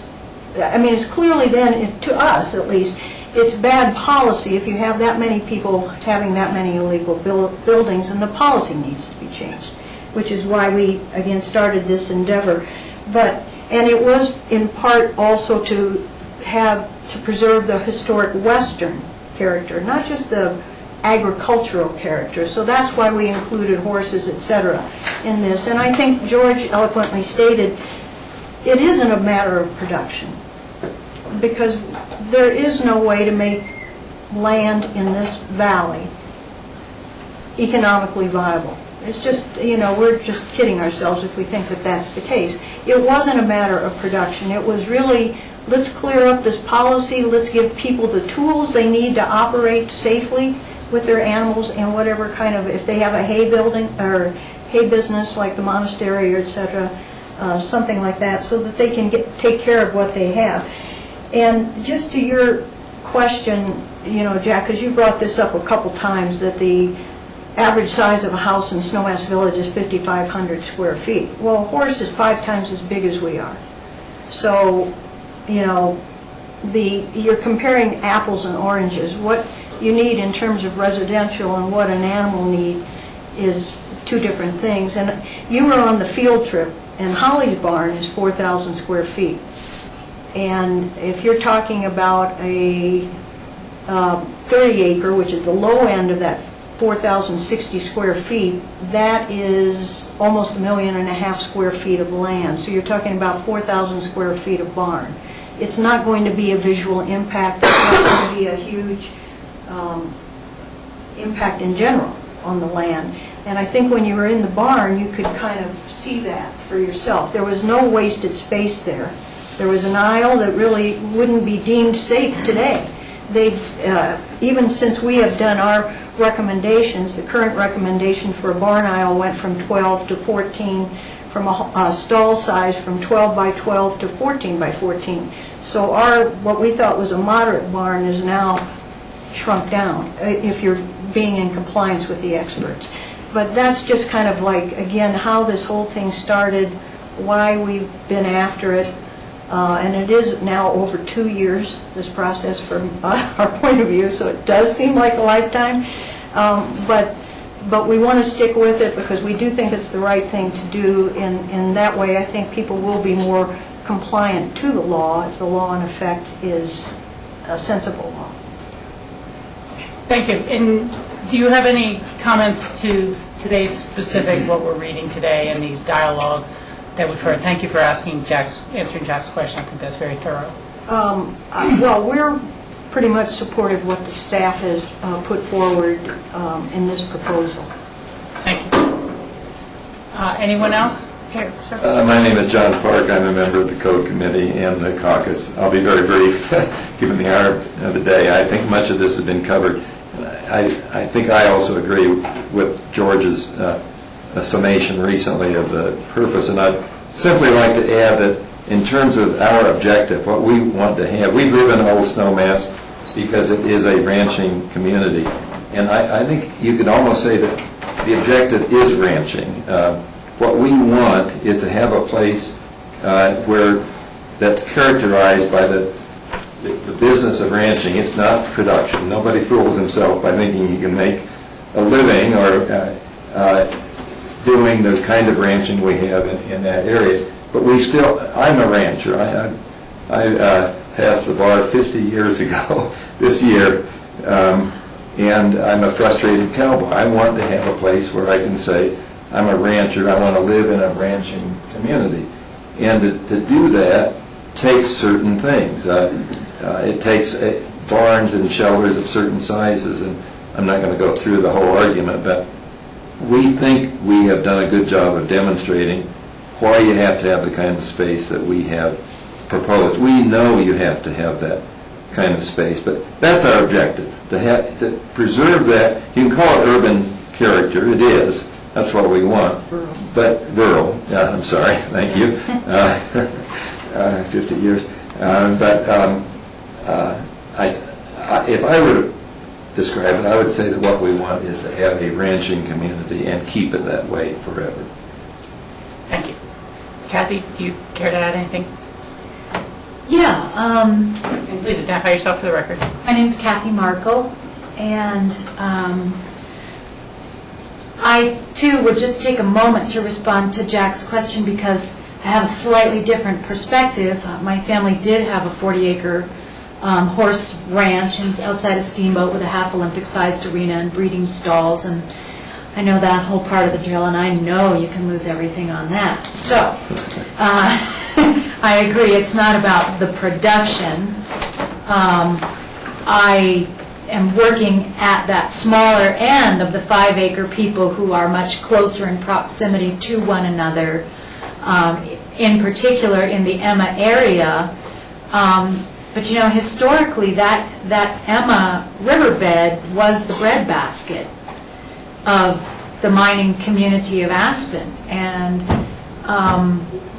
historically, before there were big concentrated agricultural farms may have been smaller, 5-acre, 10-acre, 1-acre, and I think in another discussion I cited an example of, for example, Divide Creek Farms outside of Silt. I mean, they have about 1 acre in crop production. Now, are they making money? I don't know, but they sure grow a heck of a lot of food. But one of the things that makes sense to me is that rural character, if you really want to go to the west, is cars on blocks, rusted equipment everywhere, everything that died, including the last horse, and the bathtub and everything is tucked out the back somewhere. There is a trash midden, if you're lucky. If not, it's strewn everywhere. There's a lot of rural character and western character that would be offensive in this community. And by allowing some barns and some agricultural buildings, I think you really can encourage people to put that stuff inside. There's an old rusted tractor on my property that I haven't even really inherited, but it's been there for so long that it apparently lives there. And I'm cool with that, but there's a shed where it could live inside that shed, and maybe that would be better. So I think giving people a place to put their stuff away is important, particularly in the more dense areas. And that's why I think that perhaps an exemption will help to encourage a rural character that's more desirable if people can keep things indoors. So that was one item. The other one I wanted to mention is that a setback in terms of your ag buildings, I think staff is sort of leaning toward, you know, a setback is a setback, and if it's a building setback, that's what it is, and it's going to become very confusing and difficult to adjust if we start changing when a building is or isn't subject to the setback. And remember that if a person has the square footage and isn't using the exemption, he can put whichever building it is right on that setback line. And so I'm not sure that it really creates anything but more confusion and paperwork to potentially change the setback just by virtue of saying, we're going to exempt this part of your construction. My last example is that I recently bought a house in Emma on 5 acres, which is 217,800 square feet. According to Pitkin County, the house, the single-family house that is on the property that's 40 years old and the shed currently exceed the total square footage allowed in Pitkin County.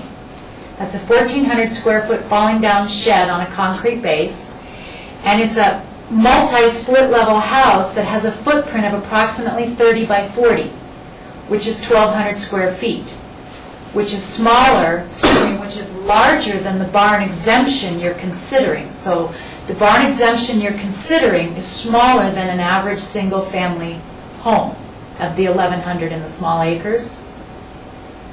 And my total site coverage in square feet is 2,600 square feet on my 5 acres, which is 1%.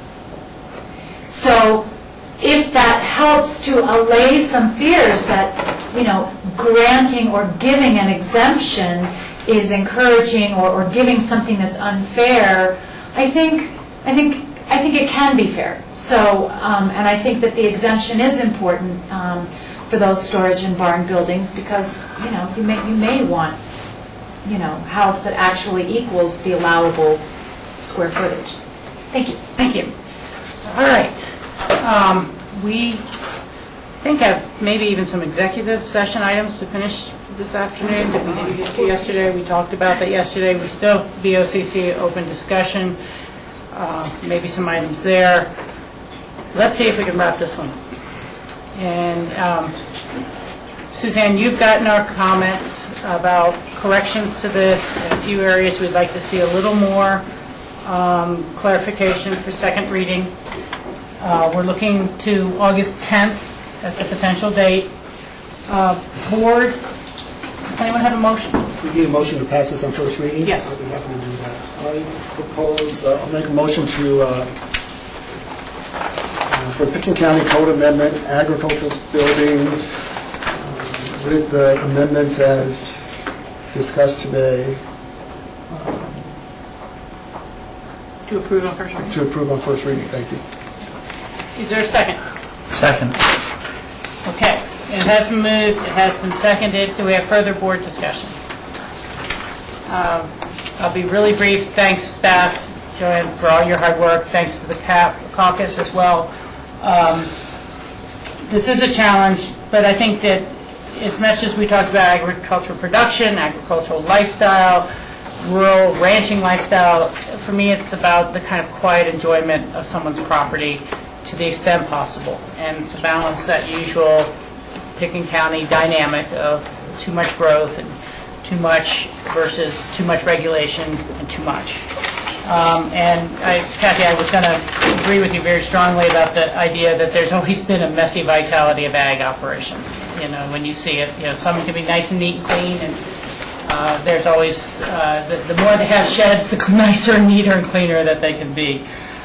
So I am supportive of this. I appreciate everyone else's hard work. If anyone else wanted to make a really brief comment, we can, but otherwise I'll call the vote. All those in favor signify by saying aye. Aye. Okay. This is set for second reading on August 10th. Thank you very much. Thank you. Thank you. Thank you. Very good. Sam, was it in your notes to take these back? Yeah, I was just going to say before I take off, if you have them. They're mine. Great, thanks. This is the Barca subdivision approval. She's going to resubmit them in our packet. I have mine upstairs. So just stash it, okay. So item got continued. Let me ask, John, were there items on the executive session that we didn't get to yesterday that we needed to cover today? I really could not. I didn't bring the sheet with me. No, there weren't, but I wanted to ask the board for authorization to file an amicus brief on an oil and gas case that is going on. I've been waiting for a while for information from Gunnison County, who solicited that request, and if I could talk about that briefly with the board, that's the only thing. And that we can do that in an open discussion, doesn't have to be an executive form. Well, we're in open discussion now, so Okay. let's just finish that up. This is the S&G Corporation that has filed... No, actually it's in Canada. Oh, in Canada. It was a result of some oil or actually just gas leases that were led to Encana in Mesa County back in 2008 for the purpose of exploration and extraction of natural gas. A group of citizens complained to the Oil and Gas Commission that they were not afforded the opportunity to comment publicly and to participate in a public hearing in front of the Oil and Gas Commission for purposes of commenting upon these leases. The citizens involved coalesced themselves into an organization which they called the Grand Valley Citizens Alliance. The response from Encana was that a public hearing and particularly participation on the part of individual citizens was not needed nor warranted, and particularly in light that the Oil and Gas Commission was allowing counties to participate on behalf of their citizens. The Citizen Alliance then brought suit in the Denver District Court to enjoin the releasing of the permits in relation to these oil and gas leases and permits for the drilling activity. The District Court in Denver agreed with Encana and the Oil and Gas Commission and dismissed the complaint. The Citizen Alliance then brought an appeal to the Colorado Court of Appeals, and that was done 2 years ago. And a variety of organizations joined in as amicus on that appeal, and Pickens County was one of them. The Court of Appeals ruled in favor of the Citizen Alliance and against the Oil and Gas Commission and Encana, who were participating on the other side of that issue. The Oil and Gas Commission and Encana then sought a petition for certiorari review with the Supreme Court of that appellate court of the Court of Appeals decision, and that's where we are right now. So the particular request is coming through Gunnison County, which was the same entity that asked us to participate last time. And the reason being is simply that there was a relationship between Gunnison County and the Citizens Alliance. They're not located in Gunnison County, and Gunnison then talked to us because we've been talking with Gunnison County in general about oil and gas issues. So essentially what I would like from the board is authorization for us to file in support of the Citizen Alliance the same way we did in the Court of Appeals, now in the Supreme Court. I'm all for it. I think it's consistent with previous positions. Others are nodding ahead. If I could ask the board to just entertain a motion to authorize or to direct the Attorney's Office to file that amicus. I'd like to make that motion to file a amicus brief relative to the Mesa County case. No, isn't it? It's located in Mesa County in response to a request from Gunnison County. Before the Supreme Court of Colorado. Thank you. Is there a second? Okay, very good. All in favor? Aye. Thank you, John. A question, one more. John, have you been in contact with Gunnison County relative to the latest lawsuit filed against them relative to their land use authority? S&G? And that's the one by S&G that Rachel was getting exactly. referred to. No, I have not talked to them yet about that, but it will be.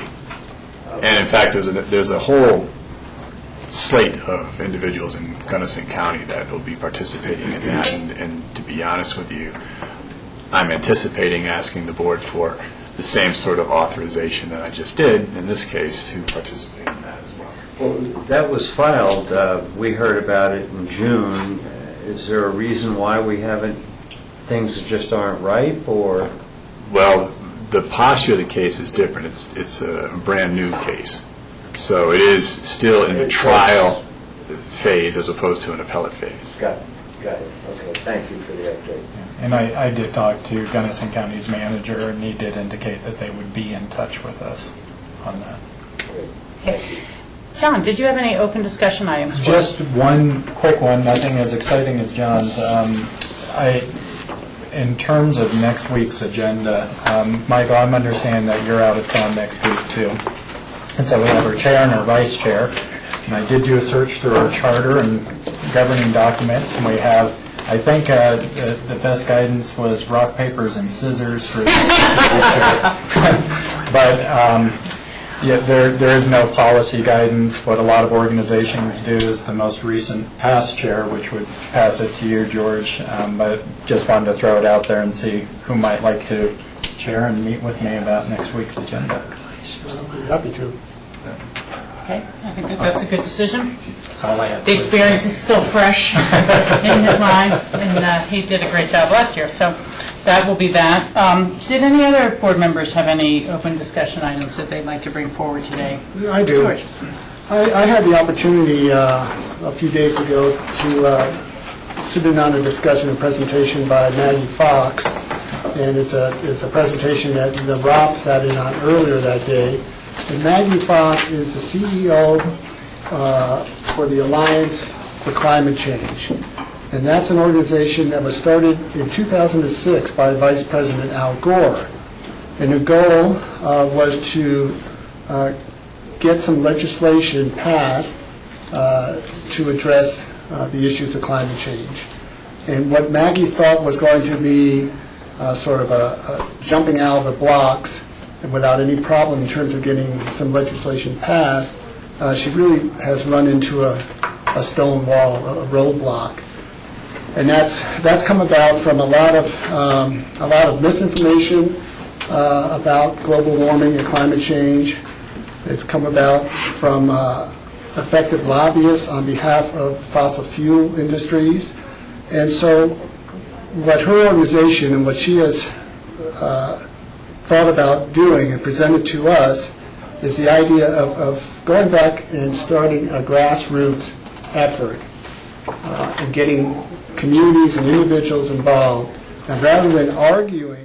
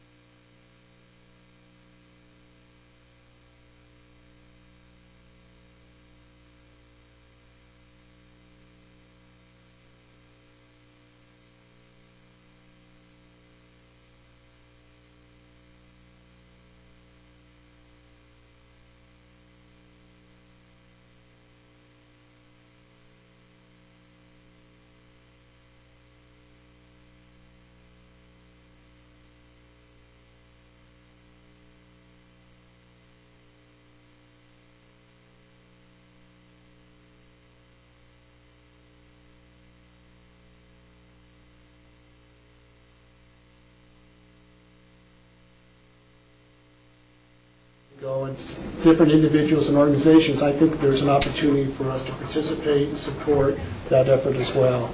You know, these are things that we've already done a lot of work on, starting with our adoption of the International Building Code, our passing of the Energy Smart Loan programs, our rent programs that provides opportunities for nonprofit organizations to do some retrofitting and energy efficiencies, as well as education.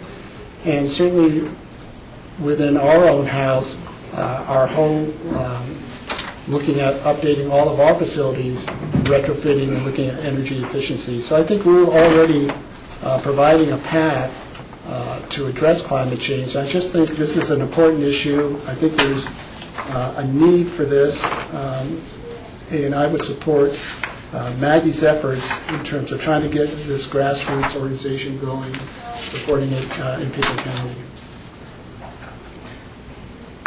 Board thoughts? Jack? So what kind of resources are you talking about from the organization? Because I think you're bringing this to us to speak about the organization as well as the greater public. Yeah, well, as I said, I think we could start it as simple as doing a resolution in support, And then I don't think we necessarily have to take a lead role in this. I think we could be a participatory, whether we serve on a committee, if and when that comes up, if we are able to provide some information with all the things that we're doing. I don't see this as a monetary contribution, more so as a resource and a support. I mean, but that's just an idea. This is.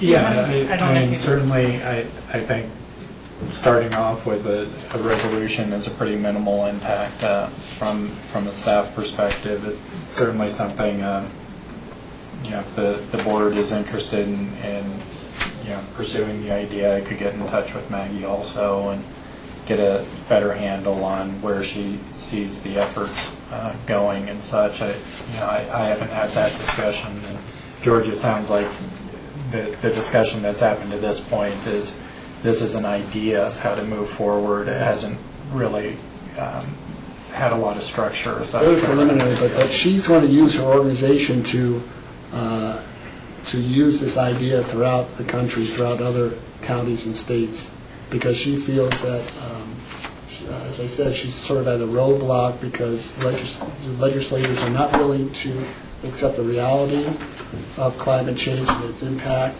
And so she used the example of the tobacco industry, how that became an effective tool because of the grassroots effort of organizations to finally get accurate information and facts out regarding the tobacco industry, and then finally to force some legislation regarding that.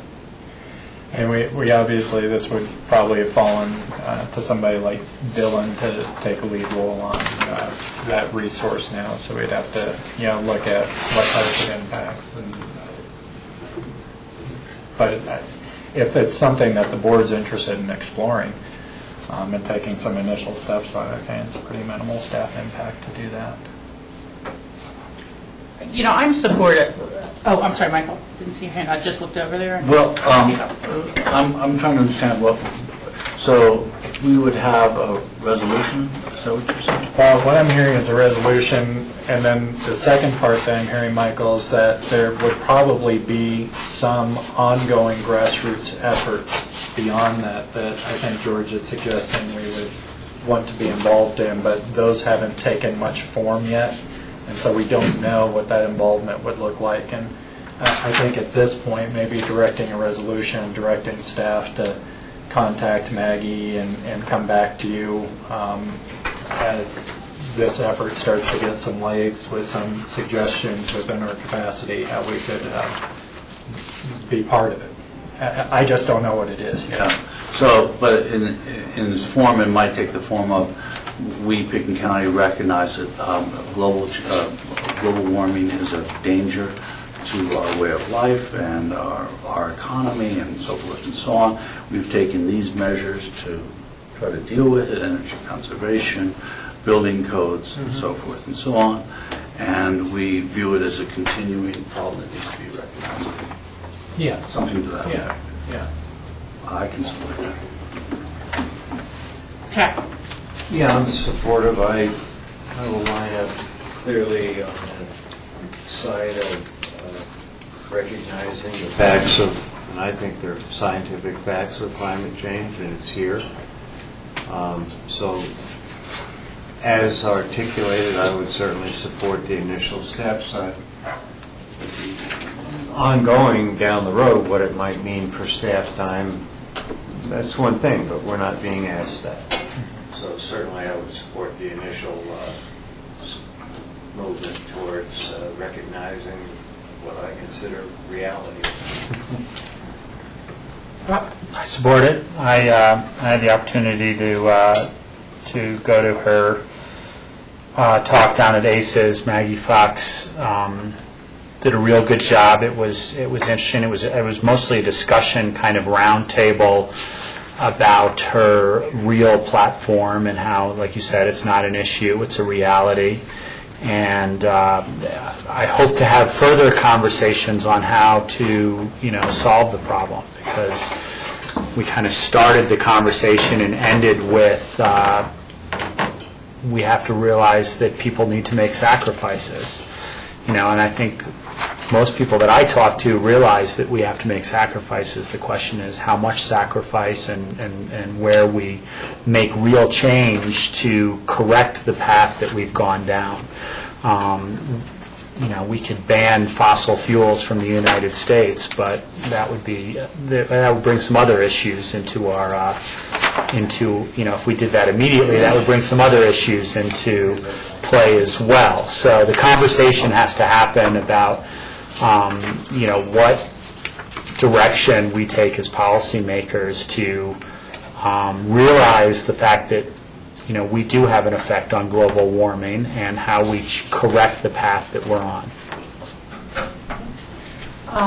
I'm supportive, and I'm just actually kind of fumbling through here because there were all these various proposed NACO, National Association of County resolutions that we looked at last week.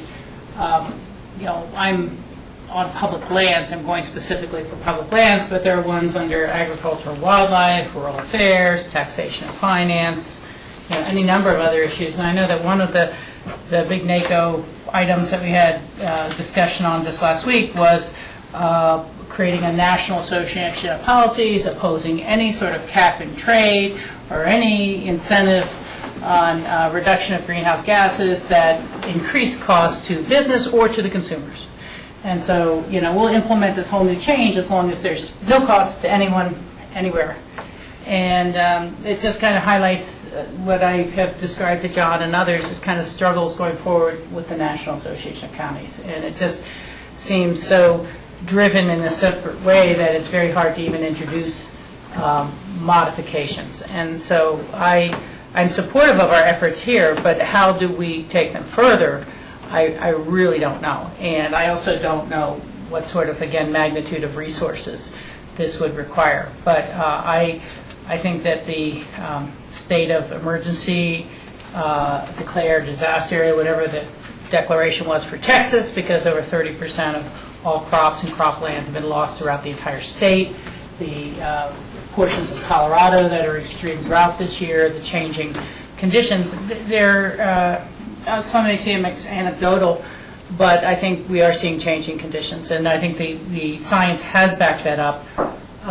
You guys were in on a much longer discussion about how you get away from deliberate disinformation, and I don't know how many facts you can bring into the situation where people don't say, I don't agree with those facts. That's been the new dialogue in the country over the last 10 years, is that everyone is entitled to their own set of facts, and that's why we have this stalemate. So I'm all for this, but I don't know how we resource it appropriately to have it be more than just a symbolic gesture.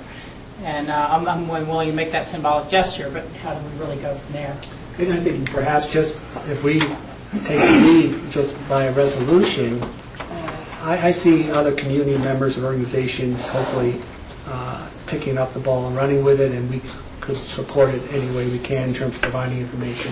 I don't think we need to be the lead organization in terms of moving this idea forward. I think we can just be an active participant. I do just recall the city of Aspen, as we started the Canary Initiative, they created a new department to have a conference about this topic, which wasn't really big, being done a lot back then, was $80,000, and it just was an awful lot of money that was spent to kick off an effort that now seems mundane and somewhat in the background. Yeah, I think that there's other resources in the community and people and organizations that can step up. I think it would be good for us to at least initiate sort of a kickoff, or at least continue this discussion that Maggie started with a good group of people. Thank you. Michael, you had your hand up? Well, at the Ideas Fest, the president of Shell Oil was there, and he was calling for a carbon tax, primarily, I think, to stabilize the volatility of petroleum products, because there's a competition now between natural gas and other petroleum products. And so he wanted a stable price structure, and that's what he thought carbon taxes being. But that's the president of a very large corporation. So, symbolic gestures help. And I was watching a W.C. Fields movie, And it's 60 years old, and he was talking about the dangers of cigarettes killing you. So that's 1930. Yeah, change is hard. Change is very difficult. And it was clear that cigarettes were killing people back then. And really nothing substantial was done until the late 70s and 80s. Okay, well, I think that seems to be all the items. There is the Rudai Water and Power, not the Rudai Water and Power Authority, but the Rudai Operations meeting in the Salt this evening. I am not going to attend because I need to pack for this trip to NACO tomorrow. I leave at 7. John, I know you talked about trying. What time is that, do you know? I believe it is at 6 o'clock. I need my run on battery here. Okay, because it would be interesting. Yeah. Okay, thank you very much. That's it. Is there a motion to adjourn the meeting? And anybody else had any open discussion items? George covered one. Okay, it will obviously wait till next week if there's anything else we remember. Thank you, everyone. Thank you, Grassroots TV. Is there a motion to adjourn? Second? Second. All in favor? Aye. Thank you, everybody.